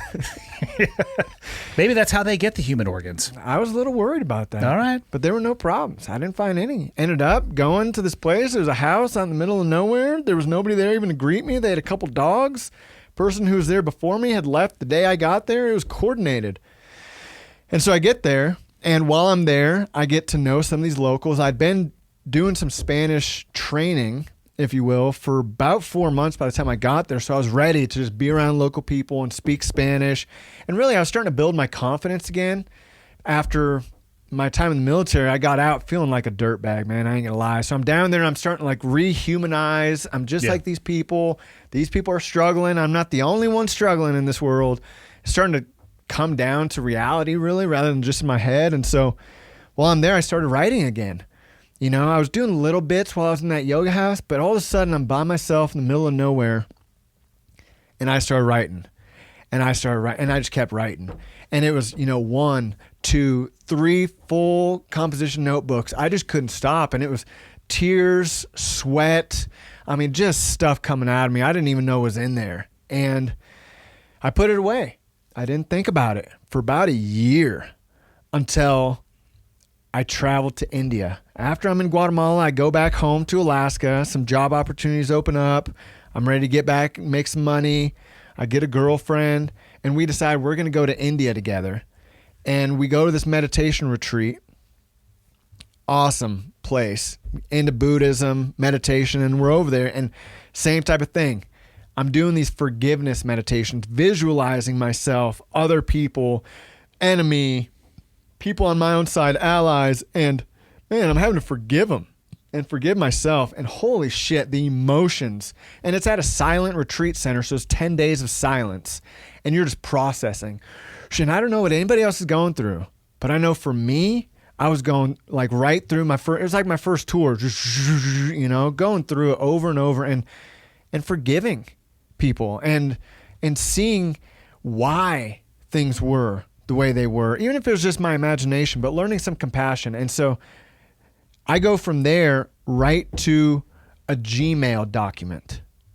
And this Gmail document, I'm like, okay, to my girlfriend, I'm about to get on the internet every day for 1 hour and I'm going to start writing this letter to myself. And she's like, okay, you do what you got to do. She knew I'd been through a couple things, but I never talked to her about it. And so I start doing this and same type of thing. I'm fucking crying, I'm sweating and then I'd leave the internet cafe and be like, hey, honey, just. So it was a letter to yourself. It was a letter to myself. And I just kept writing. And then after that trip, when I got back home to Seward, Alaska, and all of a sudden I typed up, I was sitting there with those 3 composition notebooks that I wrote in Costa Rica, and I start typing them up, and they're so angry. It was a lot of finger pointing, a lot of, more cuss words than probably all your shows put together on one page, That would be a lot. Yeah, I've only listened to one. I ain't gonna lie. That's fine. I haven't listened to any because I'm kind of just like right here while they're happening. That'd be kind of strange if you just listened to your own. I hate the sound of my own voice. I and hate it. over. I sound so different than I think I sound. Yeah. My wife was just on another podcast the other day, and we listened to it like yesterday, and she's like, "Oh my God, is that how I sound?" I'm like, "No, you sound a lot better than that." And she hated the sound of her voice. Good answer. Thanks. Yep. But either way, I go to type this up, and it's basically the same story. The letter I wrote to myself was basically the same as this composition notebook, but it was a little less finger pointy, a little less victim based, a little taking more ownership. And to make a long story short, by the time I type it all up and I've got everything on the computer, I've got like 250,000 words. And that's a lot. It was a lot. And so I may say I don't talk about my time in the military. I really don't. I write about it. And I have a counselor. Right after that, I started getting a counselor. And I'd see that counselor, just like you said, every week. Yeah. And while in there, I only told her one story from my time in the military. And after that story, what I had said was, oh, I don't want to sound like a puss. I'm complaining about stuff. And she said, Robert, if anybody went through that experience that you told me, they'd have PTSD. They really would. You need to own up to having PTSD rather than avoiding it, just like your whole military experience. And so I still have a counselor now.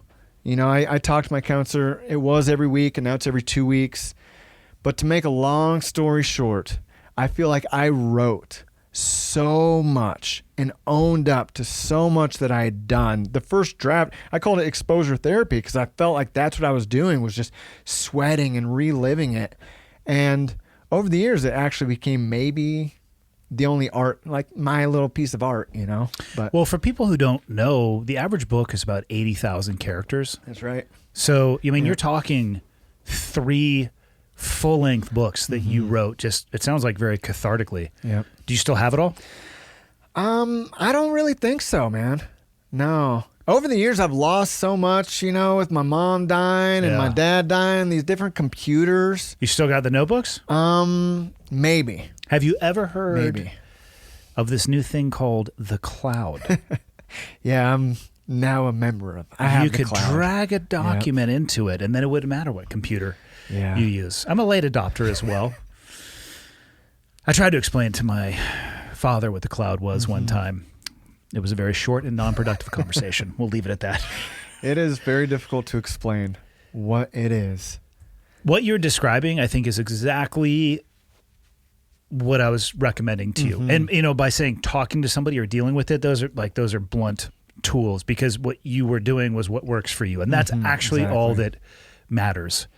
So my wife is a very high-level jiu-jitsu practitioner, and she's a coach. Nice. And she has talked about seeing people who find jiu-jitsu and the interesting place that it will take in their life. For some people, it's very therapeutic because they are working through something emotionally through the physical activity of, I say fighting, but you're fighting inside of very narrow boundaries and rule sets, and you're not actually trying to hurt anybody. But I can understand why people call it that.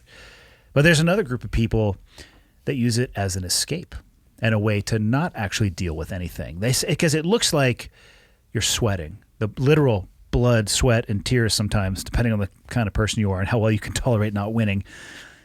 But if it's not intentional, you're just hiding. But the two people look almost identical. It's fascinating for me to listen to her when she talks about that, and she'll talk about how she used it as a way to avoid dealing with things that was happening in her life. So she can talk about it through that own lens. But people, I guess my point in saying all that is, people just need to find what works for them, but actually do it with intent. Don't just go through the motions. Yeah. Because people will sit there and be like, you're talking to a counselor every week. That's so great. It's like, not if you're not telling the fucking truth. That's exactly right. Not if you're avoiding the shit that's actually keeping you up at night. And when the doctor's like, hey, how are you? You're like, I'm so good. My fucking life is awesome. You're like, oh, okay. And it, right after that, you're just guzzling a 6-pack on your way home. Yeah, you have to have intent. It sucks. It's, I have shit I am so embarrassed of in my life and so not proud of the person that I was and the way that I behaved. But the only way that I have found that I grow from that is just to directly eat that shit sandwich and try to figure out why I did the things that I did or why I said the things that I said. It fucking sucks. Yeah. But that's where I think the growth comes from. Yeah, I love that you say that, because I think it was the last time I talked to my counselor. I've had the same guy for almost 4 years now. And the last time I talked to him, it was about 30 minutes into our hour, and he was like, okay, Bob, what I'm going to need you to do today is to tell me what you're feeling. And I was like, what do you mean? He's like, we talk every week, and we have for years, and you don't ever talk to me about how you're feeling. You talk to me about the chores you got to do, the fence you're going to put in, all these actions. And I was just fucking blown away. I was like, wait, you want me to talk about my feelings, man? Like, how do I even start? And the next thing you know, he couldn't shut me up. Grrr, there's so much going on. But like you say, if we don't get it out in some way and we just hide, then it's not going to be therapeutic. No, and it comes back to get you, and it manifests itself in super unhealthy ways. As somebody who has experimented with, I'm just going to be the big tough dude and I'm going to stuff this down and think that it's all going to be okay. Throw some alcohol on top of that and watch the fucking, what do they call the thing you wind up and it jumps out of the box at you? A Jack in the Box? Yeah. Fuck those things too, because those are clowns on pogo sticks. And if you do it right, it's looking at you through the goddamn window. Fuck. Yeah, it comes out. It's dangerous. You have to deal with it. You do. And on the other side, though, the challenge is now, of course, there's a lot of challenges, but one in particular is if you're feeling suicidal, if, Joe Schmo down here just gets back from Afghanistan, he's feeling suicidal, you can't go to your counselor and say, I'm feeling suicidal. He's going to call the authorities. A lot of times, I'm not going to say every counselor, but I've seen it happen. And next thing you know, this person who really, my opinion would be they need some wraparound, love, affection, brotherhood, camaraderie. Now they're locked in a fucking mental institution or detox facility for 12 days or 14 days. And you can't visit them. You can't talk to them.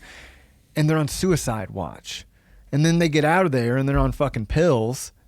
Now, if you need to take medication, that's for you. But the way a lot of that goes is you can't be 100% honest with the professionals. That's why I can see it's so important to have that peer support. You know, you talking with another guy, me talking with someone else. Because, yeah, you got to be honest with somebody, man. That's my experience. You know, one of the toughest people to be honest with is yourself. No denying it.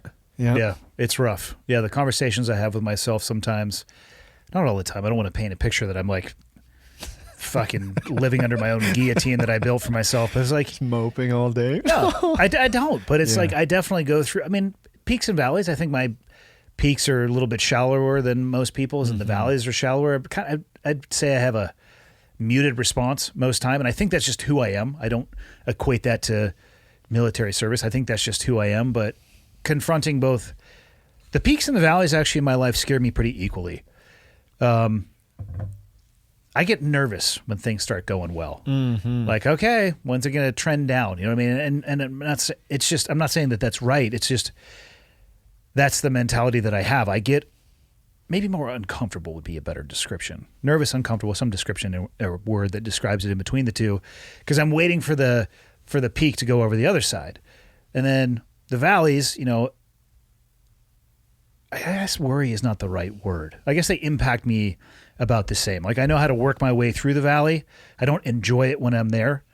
And I'm looking forward towards it swinging out of that. And yeah, I don't know. It's a weird mix, but I love that you say that. Yeah. I mean, ignoring it is the danger that I have seen that leads to people making really shitty decisions in their life and making decisions in moments that are low where they lose hope that have catastrophic effects on their loved ones. Yep. You know, specifically talking about people taking their own lives, which fuck, I've never been suicidal. I think I have an understanding of at least a little bit the headspace, but it's hard for me to make sense of something that is nonsensical, that action to me. I try to empathize with how they arrived in that position, but fuck, rough. Yep. So, how did you decide? But how were you able to give up drinking, be sober for 9 years? Let's see, what was it originally? Oh man, just knowing I had joined the military. I'd done these things in hopes of getting out and having a honorable life and being a decent human and building these good habits. And then next thing you know, when I'm out of the military and I'm around my buddies again, I'm getting right back into that cycle of bad habits, no sleep routine, no hygiene, just being a little shit house, you know? And so it took a few years of doing that and quitting off and on. I was definitely one of them relapse dudes, you know, over and over and over. And how did it stick? What was the last time where you're like, not again? What was the last time? Okay. So the last time was a buddy of mine I was in Fort Campbell with. He got married to a woman in Denmark. He asked me to be his best man. I flew over there. By that point, I hadn't drank in probably 3 weeks. I was starting over again. I'd just broken bones in my ankle. I broke 3 bones in my ankle, got 12 screws, couple plates, skateboarding accident. And I remember at that point, I was staying at a friend's Airbnb. Maybe it was before Airbnb. I don't remember exactly, but... And I'm staying there, and I'm all doped up on pain medication, you know? And I'm like a stone's throw, maybe 100 yards from the downtown bars in Seward. And I'm there, and I'm like, okay, this is my opportunity. I got to get off drinking again. I'm just going right back downhill. And then I was getting bored sitting there, you know, because I couldn't read. I'm a reader, a writer. You know, I couldn't do it because I was all cloudy. And so finally, there was one night where I found myself crutching like down to the bars, you know, and I'm going down and I got no fucking money. You know, by that point, my disability, where at that point was $1,049 a month. I had $540 of it going to my mortgage on my property in Happy Valley. And then the rest of it was like paying credit card because I'd kind of like got knee deep, shoulder deep and all that shit. Turn that 65 into some good debt, huh? Yeah, it goes quick, doesn't Fuck yeah, it? it does. Holy cow, man. So, yeah, I crushed myself to the bar and just fucking proceeded to get shithouse drunk. And I remember this big guy, I really love that guy, Caleb Adelman. He's like, Bob, next time you come down here, let me loan you $20 so you don't have to come to me over and over begging for a drink. And I was. By that point, I was fucking begging for drinks, you know? And so I go to Denmark. And by that point, I had like 3 weeks of no drinking. I'm in Denmark. I'm starting to feel good.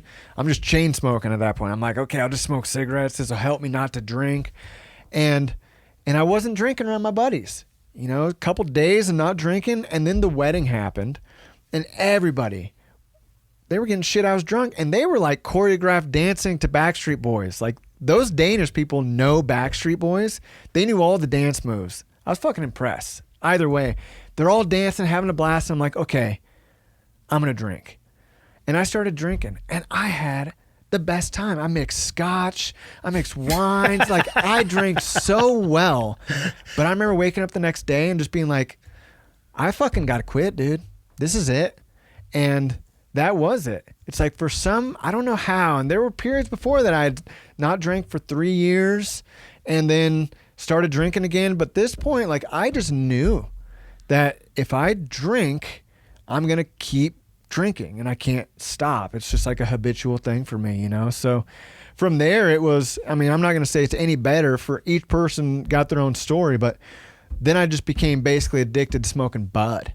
And so for like my first 3 years with no booze, I just smoked and I just hung out by myself. I started playing a lot of guitar and writing songs, and that was another way for me to process things. I started just singing, and I would just cry and sing, and I was a little baby is what it felt like, because I hadn't processed a lot of those things as well. But then after those few years of smoking all the time, I remember I got down there to Olympia, Washington to go to school, finish a college degree, and looking around and seeing all these people living on the streets. And I remember looking at one guy who's, he's like doing the shakes thing and he's picking up butts, and I'm seeing myself and him picking up butts as a teenager, you know, and rolling them up. And I see him, you know, packing these wet butts into this pipe, and he's smoking the pipe. And then, you know, he pulls out a little bag and it's got like the crumbs of bud, and he puts it into a pipe, and he's smoking like right on the street, and he's just shaking. And I remember it just hit me like, holy fuck, man. For so many years, I used these things as a medicine. I never took the blood pressure medication they try to get me to take for nightmares. I never took any antidepressants, ADD, all that shit. I just smoked a lot and drank a lot. And I don't need the medication anymore, man. So I'm not going to say it was that day, but it was that week. I went home to my place in Olympia, and I fucking washed all my sheets. I shaved my head, and I was like, I got to quit smoking. And so then at that time, I quit smoking cigarettes and bud. And since then, that was 6 years ago, 5 or 6 years ago, it's been none of any of it. And then I got into different recovery programs because I didn't even know those were a thing until about 3 years into not drinking. And then I was like, holy fuck. I remember walking into some and being like, wow, these are people who don't drink? I didn't even know there were people who didn't drink. And it is a life changer, because then I started working different programs and doing some different healings and trusting other men to talk about like emotions and finding role models in people who don't use substances, even though they used to. And that's been a fucking game changer for me in my life, man. Yeah. How'd you meet your wife? That's probably the best day of my life, man. I met my wife. She was working at a bakery in Homer, Alaska. So my wife's from Missouri. She was working at a bakery in Homer. How the fuck did she get from Missouri to a bakery? Isn't that fucking so cool? You're probably not going to believe this. Well, maybe you will. I'm sure you hear so much shit. She got from Missouri to Alaska because she had dreams of moving to Alaska. So my wife, bless her little hippie heart, dreams of moving to Alaska. And she decided to pursue those dreams. So next thing you know, we're talking like nighttime dreams. Nighttime dreams. Oh, not like aspirations. No. Okay. And she pursues those dreams through the dark side of Craigslist. Well, the dark side of Craigslist, she doesn't know is a dark side. It's a job opportunity in Homer, Alaska, probably the most liberal, hippie, artsy town in Alaska. You know, you'll see bumper stickers that say, "Save Alaska, fence in Homer," because it's like, keep them there, you know? Yeah. But my wife pursues this job in Homer as a housekeeper. She gets to the airport, and the girl who picks her up is like cracked out. And my wife's like totally surprised. It's not the person she thought it would be. And the woman drives her to Homer. And when she gets to Homer, she says, "I just got busted for prostitution." And my wife's like, "What?" And the girl's like, "Yeah, you know how it is." My wife's like, "What do you mean?" She's like, "That's what you're going to be doing." And my wife's like, I have questions. "I thought I was going to be a housekeeper." I have never heard of the dark side of Craigslist. I've heard of like Transformers, the dark side of the moon. And I don't think anything good happens on the dark side of the moon. What the fuck is the dark side of Craigslist? Oh, I'm just coming up with that. I mean, Okay. I'm figuring the dark side of Craigslist is all the fucking creeps who go on there and make a living doing Or creepy hiding shit. in plain sight, essentially. Exactly. Okay. Yeah. So she answered what she thought was a legitimate position That's exactly right. and then- almost got human trafficked. Yep, straight up. And so she got there and she leaves the vehicle. She's like, "Nope." And she walks out. She got no money. And she goes and she gets a job at this other bed and breakfast place in Homer. And she gets hired right then. And she starts working. They give her a place to stay. And from there, she starts working. Boom, couple different places. And then she gets a job at this bakery, Two Sisters Bakery. And I would go to Two Sisters from my little place in Happy Valley because they had the best biscuits and gravy around. I love biscuits and gravy. And I remember going there and seeing this girl that I swear to God was the most beautiful woman I've ever seen in my life. And me, I get shy, man. You know, and I'm seeing her, I'm like, "Oh my God, dude, I got to talk to her. What am I going to say? Blah, blah, blah." And finally, there's one time we had a conversation. And in that conversation, I found out that she was sober and that she was a vegan. And for me, I was a vegetarian for about 8 years, and then I became a vegan. And at that point, I was a vegan. And all of a sudden, I'm like, holy shit, we're in fucking Alaska. I never meet anybody who's sober, and certainly not vegan. It does seem like an odd place to have those dietary restrictions for yourself. Yeah, it only lasted for about 3 months when I moved back home. I was going to say, I feel like hunting and trapping and fishing Oh, is yeah. kind of a big deal there. Yeah, definitely. Yeah. You don't meet many vegetarians or vegans, no doubt. How'd you land on the vegan train? 1 second. Okay. So I meet her and I know this is the woman I'm going to marry, right? And it was like that. Well, about a week later, I go out to one of the bars, restaurants in the area, hoping to see her, hoping to talk to her, further our relationship. And I see her dancing with this guy. I'm like, okay, it's not meant to be. But in time, I know we're going to get together. Well, she left. I didn't see her for years. She left Homer. She went and did her own adventures, traveled on. And always, man, in the back of my mind, I was like, where is this girl? What the fuck? I thought it was going to happen, you know? And then about 3-4 years ago, I was at this little festival, which is a big festival for Alaska called Salmon Fest. It's in the Nilchik. And I saw her there. And she was sitting there. I hadn't seen her in about 4 years, but I was like, that's her. That's the girl I'm going to fucking marry. No way. She's back. But I look closer and she's got a couple face tattoos. And I'm like, oh God, there's no way she's sober. I bet she's fucking high on acid. My judgments start rolling. Well, I go back to Two Sisters about a week later and she's working there. I'm like, oh fuck. What am I going to do? What am I going to do? And I talked to my good buddy who I know through, I would say he's like my mentor. He's like my guy. And I'm like, hey man, I got to ask some. Of course, his name's Barry White. So he's like the fucking love fuck master. outta here. I swear to God. Yeah. I'm like, Barry, I need to know what to do about this girl, man. And I give him the situation. He's like, well, you know what I used to do when I was your age? I'm like, what? He's like, ask her out. I was like, oh, fuck, man. Super controversial approach. It is. Have a conversation. So I asked her out. She didn't know it was a date, but it was a date. And from that point forward, we just proceeded on to, I think we got married about 6 months later. went on our honeymoon, got pregnant, had our first one. Now we've been together 4 years. We got 2 little ones, and that was, yeah, I'm so grateful. That's how I met my wife. And how I became a vegan was when I was before my second year in Iraq. You know, I think I was 20, 21. When I came back from my first tour, I was feeling pretty bad about myself. And I had dated a girl in high school who was a vegetarian. And at that point, when I was living down in Fort Campbell, Kentucky area, I was eating just shitty meat and shitty food. And I was just feeling shitty about myself. And I was like, man, I got to try something to feel better. I'm working out a lot, but I still I just feel bad. And so I'm just going to try this vegetarian thing out. And I had like a pack of frozen Atlantic salmon or something in the freezer. And I was like, okay, once I get through this salmon, I'll just eat, I'm not going to eat any meat. And so I started, and it was probably like 2 or 3 weeks into it, I just started feeling so fucking good about myself. And I remember going in the stores and being like, holy shit, there's all this food I've never even seen because I've been so habitual in what I eat. And so I started changing how I cook, what I eat, what I order, all these things.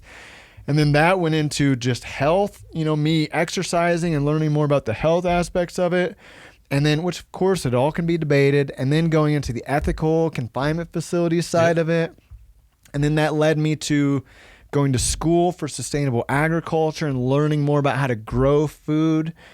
And then that led me to being, shit, I'm gonna try fucking veganism, man. I've never done it. I'm living in this very, opportunistic area where there's all kinds of different foods that I can't get in Alaska. So I just decided to go for it. And I did. It was about 8 months. And then I moved back home to Alaska. And I remember getting with my brothers, first time we'd seen each other in a few years.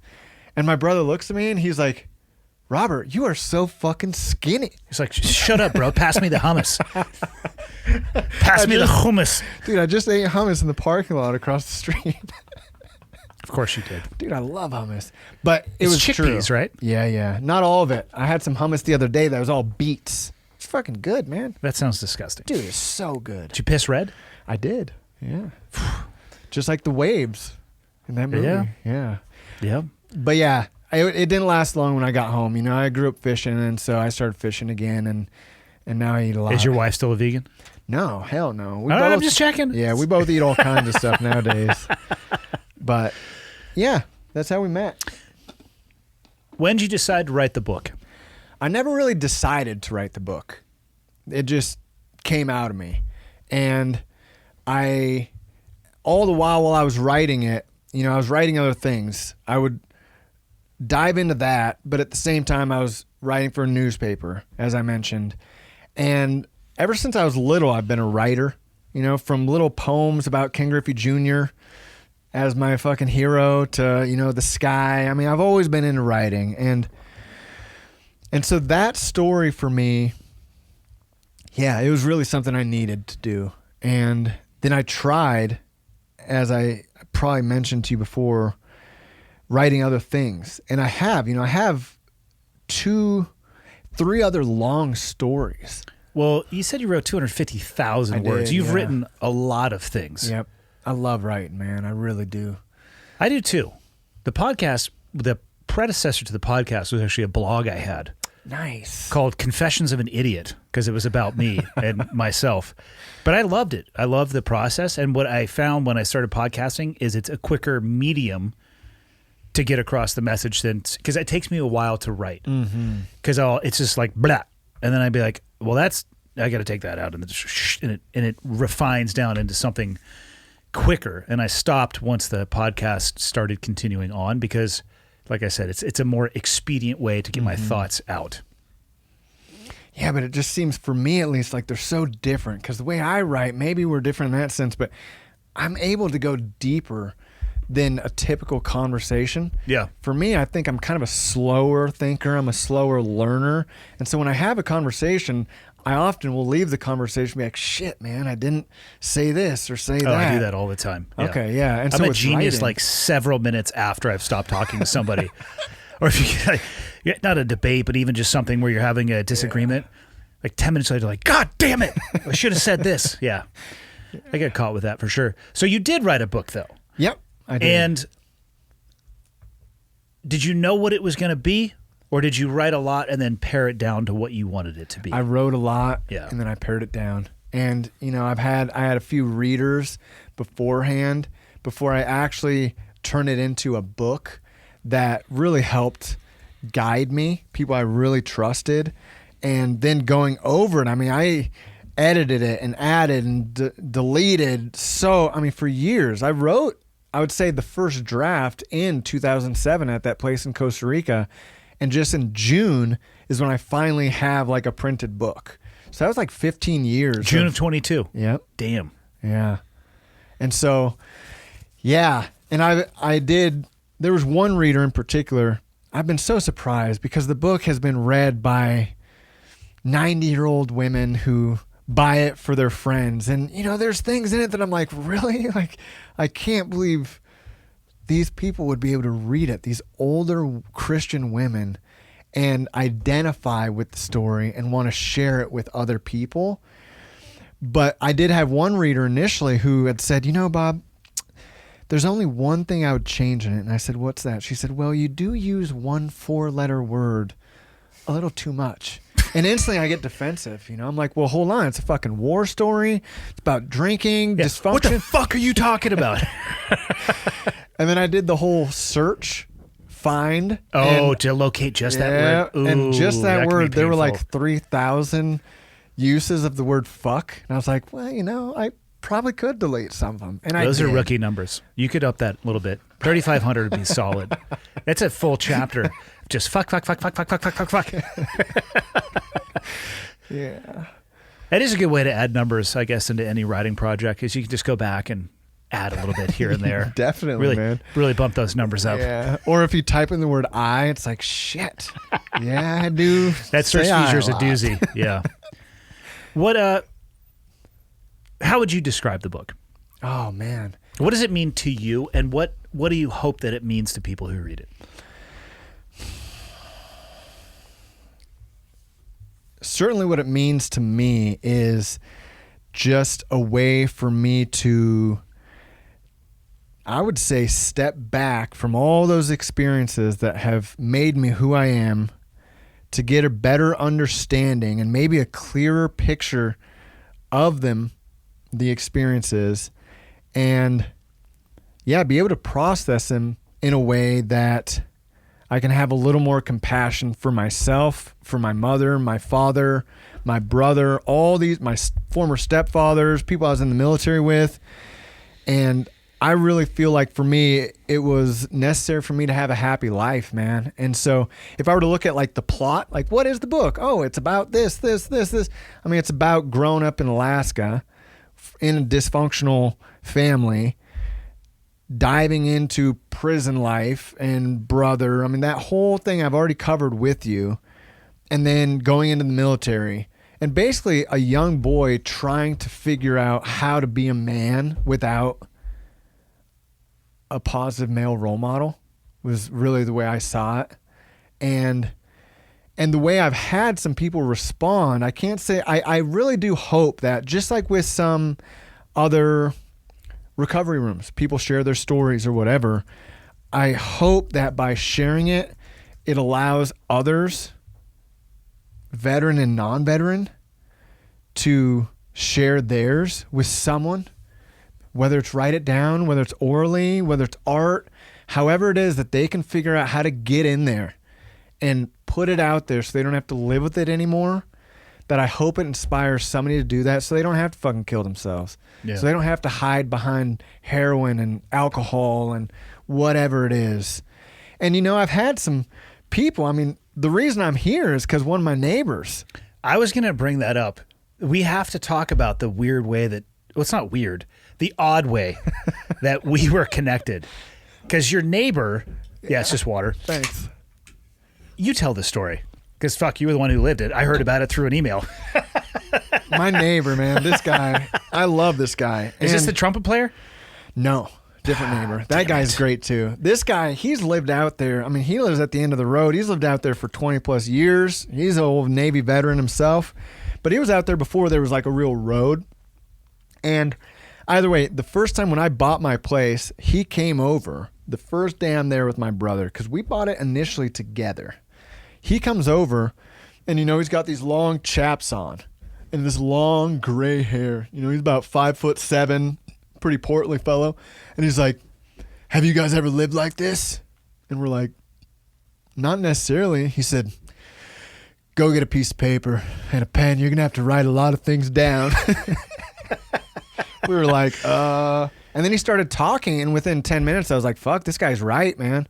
He's got so much wisdom about living like this. And I started writing shit down. Yeah. Because, he's lived like it. Either way, he read the book. And, I'm not one of those guys who goes around, "Hey, look at me, I got a book," and blah, blah, blah. Either way.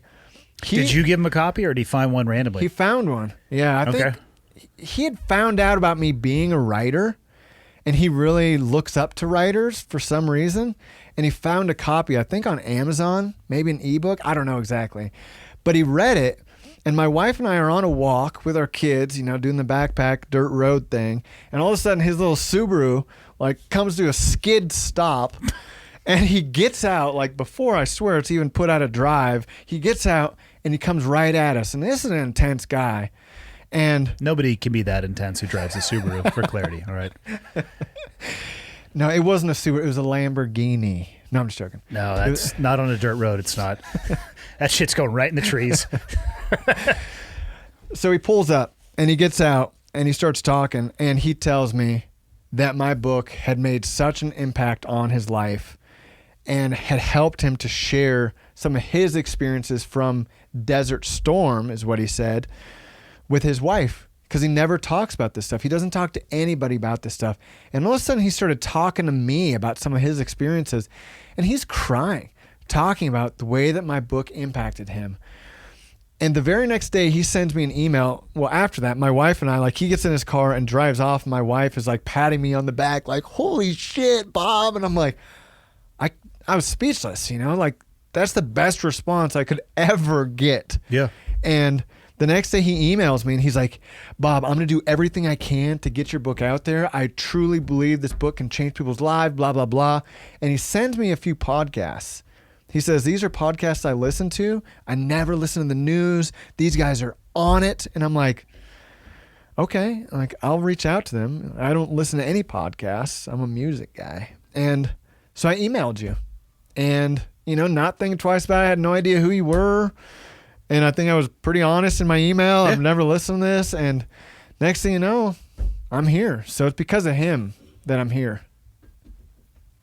He's got better internet connection than I would have thought in the middle of nowhere. I could see that. Yeah, I could really see that. Yeah. I guess I don't know what I'm imagining. Him taking his Subaru and parking it in a yurt or something along those lines. Or we have a yurt on our property. Yurts are okay. All right. They're okay. Yeah, I feel that. Imagining you handcrafting your own Viking hull with your brother and having horse jousting battles in there or something. I don't know. I don't know that much about Alaska, but what are you the most fired up about right now, looking forward in your life? What are you the most excited about? Certainly just being a father. Being a father and a husband. Growing up and not having those real stable people in my life and seeing that impact, like you said, the boundaries with the kids, seeing the impact that it has on being a present father, on being a present husband, on not losing my shit regularly on my kids. I'm just most fired up about being around for my kids. And I really do hope that I'm able to be around, and able to live a little bit longer. But yeah, and then with that too, it's just being here, man.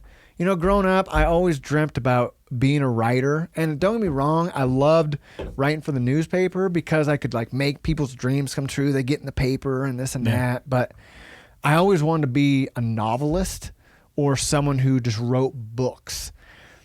And those books give me opportunities to travel because I love traveling, man. And when this opportunity presents itself, as I told you in the email at first, it's I didn't realize I'd have to come here. Yeah. And that's kind of difficult for me I'm currently teaching and it's just spring break, costs money, blah, blah, blah. But when I talked about it with my family and decided we're going to bring the whole family, the fact that we're on a fucking vacation because of my writing. And this is like the 1 hour or 2, however long we talk, is the work I have to do. That to me is, it's like I've achieved this dream that I've always wanted. And yeah, it feels fucking good, man. So I'm really stoked about the writing and about the family life.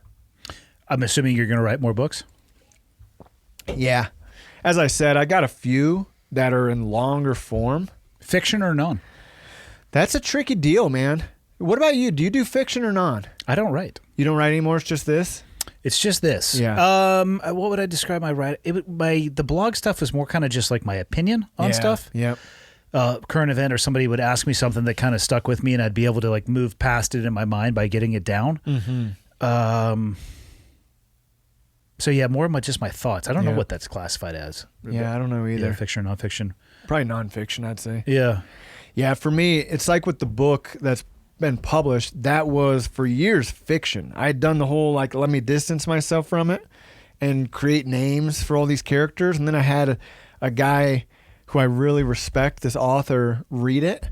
And when he got done, he was like, just own it, man. It's a fucking memoir. I know it's a memoir. You're hiding behind these false names. And that was so scary, dude. You know, that fear of offending people I served with, of people knowing things about me and my family. And, you know, it keeps so many writers from writing the truth. Yeah. Because you don't want to hurt people's feelings. And so with that, these other 3 long stories I have, one is totally fiction. It's fucking so much fun. During COVID, I was writing it about these different like families in Alaska that were writing letters to each other during COVID. And it was all imaginary. It's so fun. But the other 2 aren't imaginary. They're very much like me on a motorcycle trip, dealing with military stuff that's coming up again, you know? And so, yeah, 2 are nonfiction, 1's fiction, and trying to choose which one to work on while working full time and being a father of the 2 little ones. It's like maybe 5 minutes every day I can like punch on. I mean, it's better than nothing. It is. You think you guys will ever leave Alaska? Yeah. We're here right now, man. No, I mean like as far as where you're going to live full time, like as home, or is Alaska just part of you? That's a really challenging question. It's very challenging for our family. You know, since Savannah and I have been together, we went to Mexico last January, and you know that was during some COVID stuff, and you know we're down there, and I mean we're just in the same clothes every day, beach shorts and swimsuit, and the kids having so much fun, and it's like all those fears were gone. Yeah. And we could live with so much less money and eat fresh food. Man, we were if I could have got a loan, that $65,000, it was gone. I didn't have enough to buy a lot, you know, but there was a couple lots I was looking at. I was like, oh man, if I could have gotten a loan for a lot, we would have bought it. No doubt, man. Really? Yeah. Yeah. And so with that, you know, there's been a couple times where we've been other places where we're like, we could live there.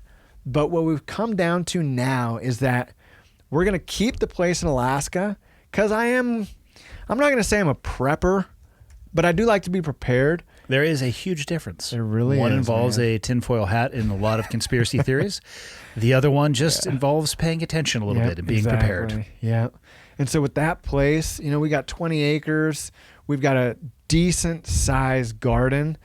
We're this year putting in a fence and a root cellar. And we've paid it off. Yeah. It's like, we're not going to sell it. That's going to be our place. We can always go back to. It's safe for our kids. We love it out there, man. But we also don't want to close the door on any other opportunities for us to maybe rent somewhere else, to go spend some time in another country for a little while. And yeah, I have a feeling that over the years, we'll probably spend more time outside of Alaska, but always go back to Alaska. It's in me. And my wife, she loves it up there. She loves it. There's like nobody around, you know? I mean, talk about privacy. It's so nice, man. Yeah, no, I can definitely appreciate that. Even just moving here to Kalispell from where I lived in San Diego, I feel like there were a few 100,000 people who lived in the subdivision that I lived in. And you get here and it's like palpably different. It's just, And even still, with the travel I do now, my favorite flights are the ones that come back here. That's nice. And now, like, I'm on my third passport, and I just fucking want to go home at the end of the day. And my only regret about Montana is not finding it earlier. Mm-hmm. When did you move out here? Last day of, no, let me see. Yeah, July 1st, 2017. Okay. So a little bit. Yeah, almost 6 years. Yeah. Yep. Pretty much a local. It's not a big deal. Mm-hmm. Yeah. That's awesome. And now you got your own business down the road. Talk shit here? about Californians. Fucking cucks. Who the fuck is from California? Oh, me. Yeah, that's right. Yeah. Buying up all the land, those sons of bitches. That's true. I tell you what. And depending on where you are in the market, if you're selling, not a lot of complaints. People buying, a lot of complaints for sure. I'll be curious to see, though, as the world goes back to normal, whatever the hell that means in post-COVID era, if the people who moved here during that time period, for whatever reason, they wanted to stay or they go back to somewhere else. I think it'll take a few years for that to kind of find its homeostasis. You know, I got a question for you, if you don't mind. So as we were talking about each person being able to find their own way to process and work through the things that they've been through, as someone who was or is a Navy SEAL, I don't know how you... I'll always be a SEAL. Exactly. I don't know if you're like joking. Marine like that, but... Gay. Yeah. No, like, I don't honestly, like, people... And actually, it's funny you mention that because people get their tails very rustled about that one. I'm a former SEAL. It's like, dude, take it easy. I don't give a shit. You know, it's like... What, you can describe it however you want to. I am not a SEAL, though. That is one thing people say, hey, this is Andy the SEAL. I'm like, no. That was many years ago, and I am not a SEAL anymore. That's what I did. It's not who I am. Yeah. So how have you and do you still work through all those experiences that were violent that you went through while in, and how do you deal with those now? So the training that I went through and the training that you went through are very different. I expected violence on every target, and I've talked with a few psychologists about this, psychologists and psychiatrists. For almost every violent encounter that I was involved with, it was on my choosing. So I initiated that violence, and they call it the locus of control. And it changes the way, and I'm speaking broadly, and I think this applies to me. I'm not saying it applies to everybody, but it changes the way that your body processes that experience. Some of the people who I have encountered who have been so incredibly burdened by post-traumatic stress are people who were always reacting to something else and they had no control. Like specifically, one example that I can give, speaking broadly, is people who were doing mine clearance in Afghanistan, like just driving around all fucking day, waiting to get vaporized, having no control over when it may happen. I can't even imagine the geometry between the ears of what that does to a brain. And when they have issues from that, like you have some anxiety, no shit. Yeah. I would have anxiety as well. For us, for me specifically, it was like, this is the person we're going after. This is likely where they're going to be. This is the most likely course of action. This is the most deadly course of action. These are our contingency plans, and we would go there. And I would expect violence. And the training that we did, I mean, high 90th percentile of my career was training. You know, everybody wants to focus on the deployments overseas, but your performance there is all based on the training you do. And it was hyper realistic. It was force on force, using wax bullets on each other.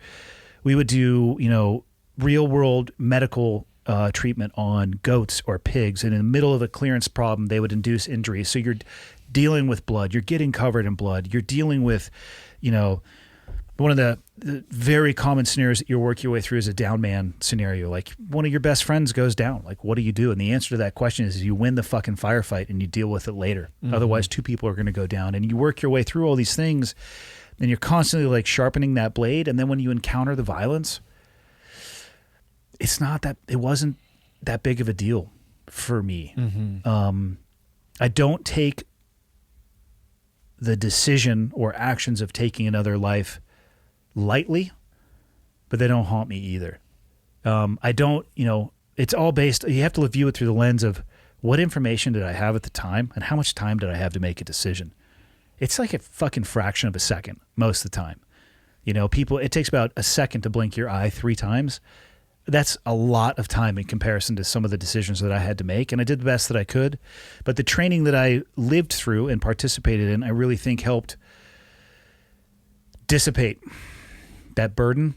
And I've always just tried to be open about anything that bothered me, anything that didn't bother me, and just about my experience. And it's just me. Like and I've seen it in my, you could have 6 people who go into a room and have it exactly the same experience. That doesn't mean the outcome is going to be the same.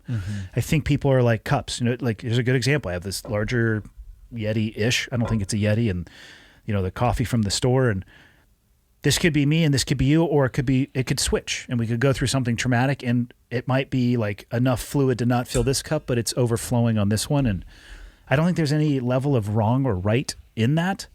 But I think that cups, you know, especially using that analogy, is they can be emptied, but the more tools you have to empty them, the healthier you're going to be. And I think that the training inoculated myself, because that's all I can really talk about specifically, from a lot of those issues. And then pair that with, I've just always tried to be really open about it.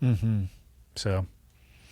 Are you involved in, well, I know you are involved in a lot of different veteran organizations, but what about? I'm not. Oh, you're not? At all.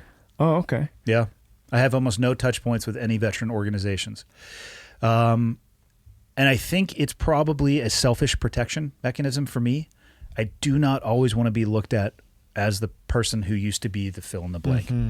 I know I'll never probably be able to move past that, but for me personally, I want to be able to move beyond those things. Yep. Thank you, man. For what? For answering, honestly. Yeah. It's something I've wondered about, you know, with you, and just after hearing about coming on here, I thought that you were involved with like a Navy SEAL foundation. So I have raised money for the SEAL Foundation. That's right. And I will do everything I can. So like I just did some skydiving stuff, and we were raising money for Folds of Honor, which is 2 different organizations. They do support the veteran community, but I'm not, like, I don't go to the galas. I don't go to the events. I will support in the best way that I can, which I think is trying to get attention for those causes, but I let the cause do their job. And I guard against my direct involvement. Like I said, I think selfishly it's a protection mechanism and a way for me to focus on what's next as opposed to what was. Yeah. Yeah, it's so neat that you say that, because I was under the impression, looking at the pictures, and one of the most recent ones I saw you like on some kind of news source, and there was like 8 or 9 of the people that were on your 7 and 7. 777, yep. And you were kind of like looking off to the side, you know, that picture. And I was thinking, oh yeah, everybody asked me like, what the fuck were you looking at? I'm like, I don't know. Why did you take a picture in that moment that I was looking over here like an asshole? Like, people are like, oh, you're not paying attention. I'm like, well, clearly not in that moment, but I was the rest of the time.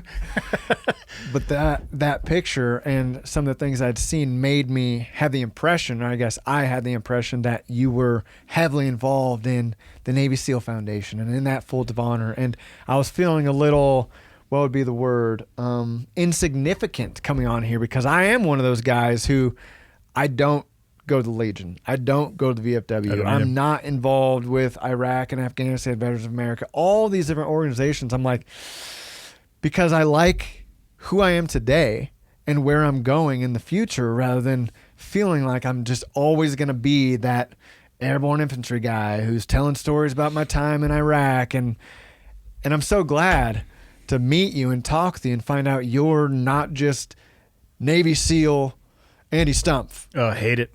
That's awesome, man. Like, I couldn't be more proud of it, but I hate it in exactly the same breath.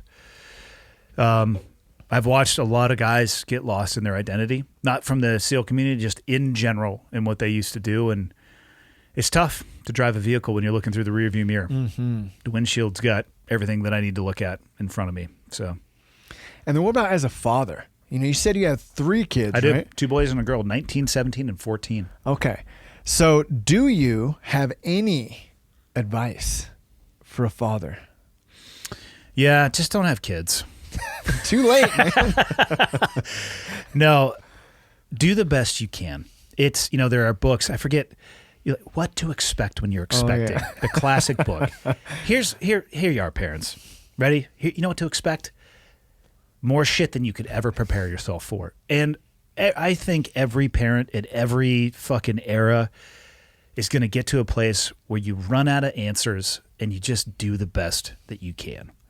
And I think that's okay.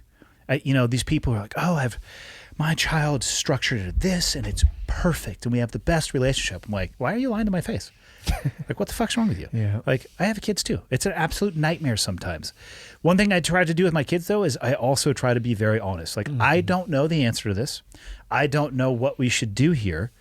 Let's try to figure it out together. The advantage I have over my kids is I have more laps around the sun. I mean, really, that's about it. I'm convinced that all three of them are way smarter than me. Michael could tell you that's not a feat. That's a low barrier to entry that most people could fucking trip over. But I have some life experience, and I try to share with them my life experience when they ask me for it or when I think it is appropriate to make a point for them. And beyond that, I do the best that I can to try to make sure that they are safe and that they are making the decisions that are age appropriate for them, the mistakes that are age appropriate for them, and let them develop into who they want to be, not who I want them to be. Let your kids grow into who they are supposed to be. Don't try to railroad your kids into who you want them to be. I mean, I certainly don't have all the answers. And if people think that, parenting is easier as kids get older,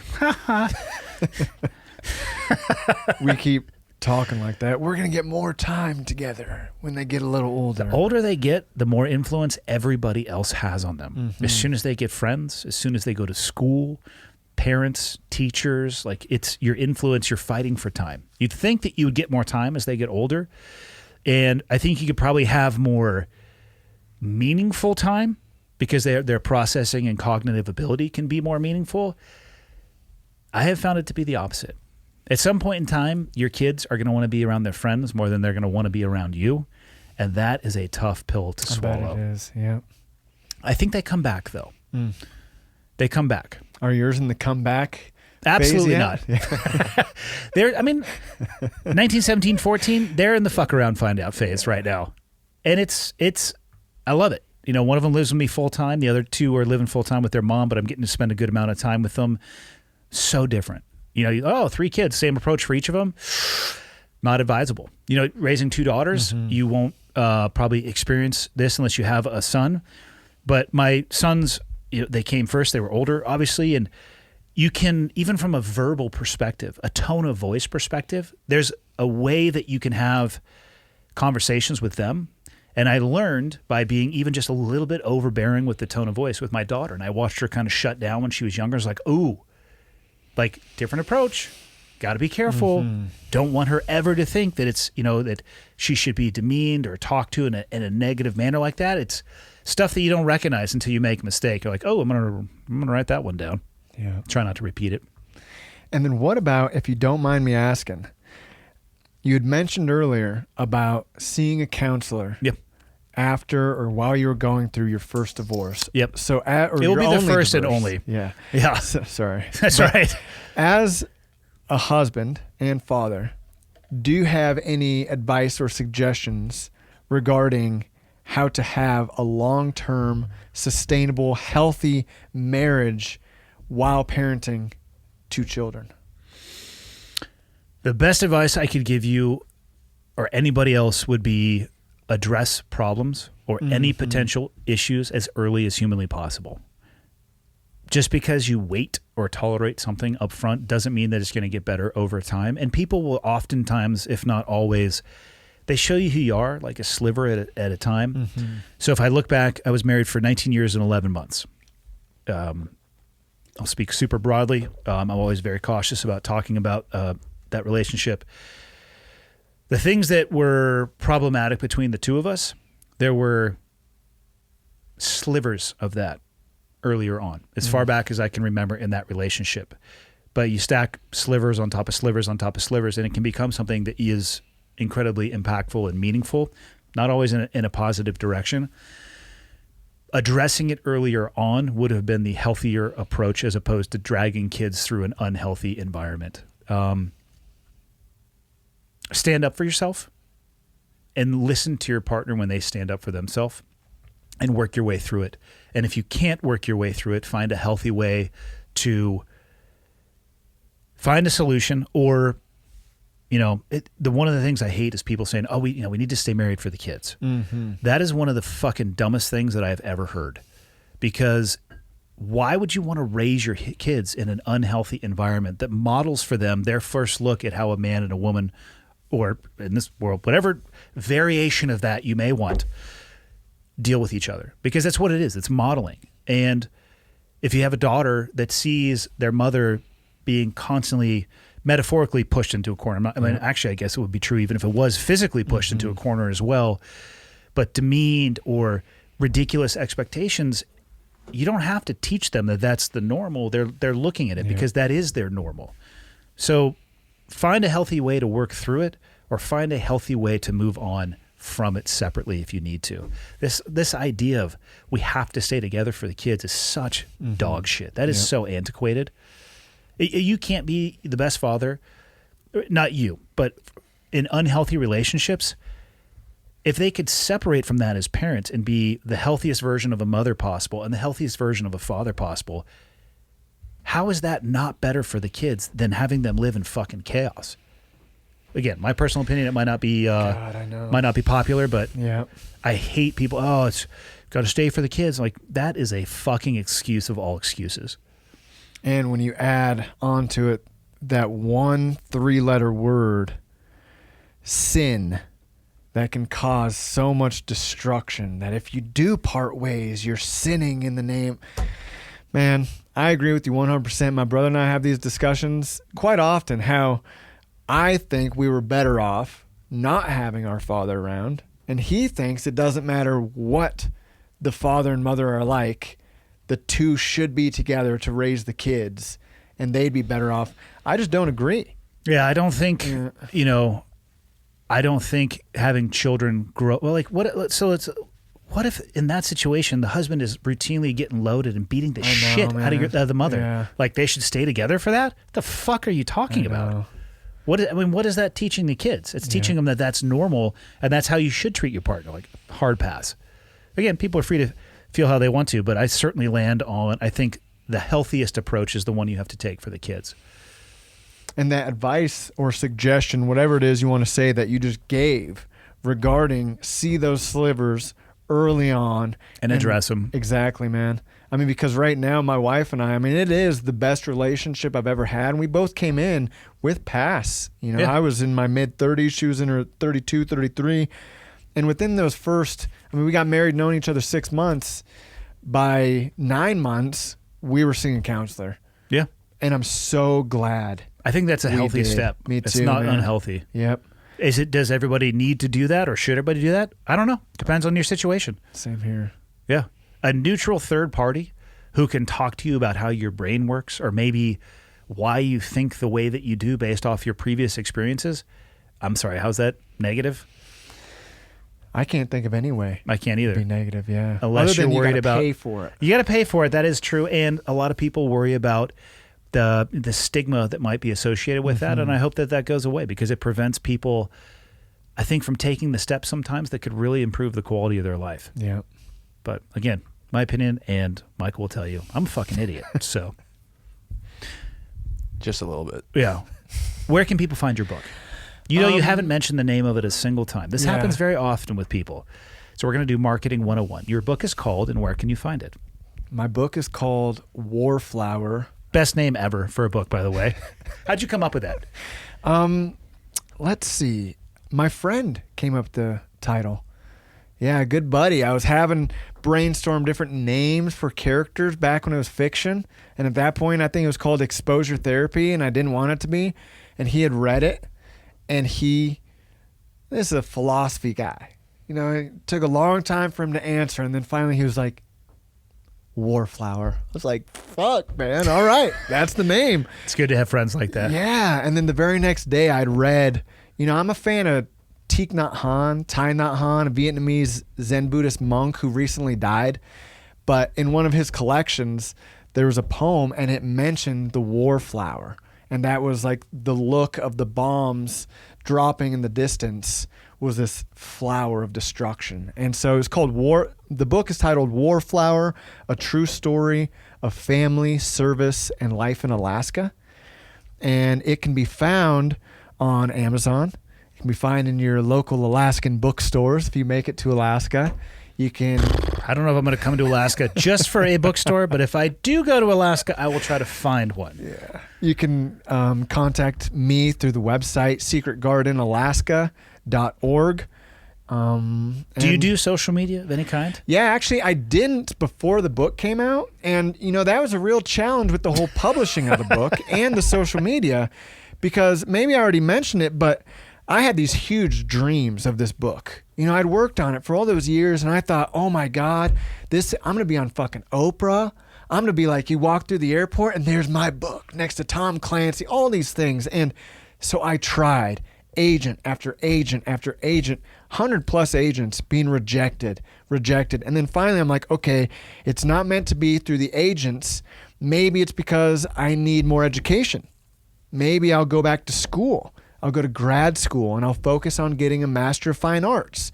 Maybe that's the problem, and I'll make connections through that MFA program.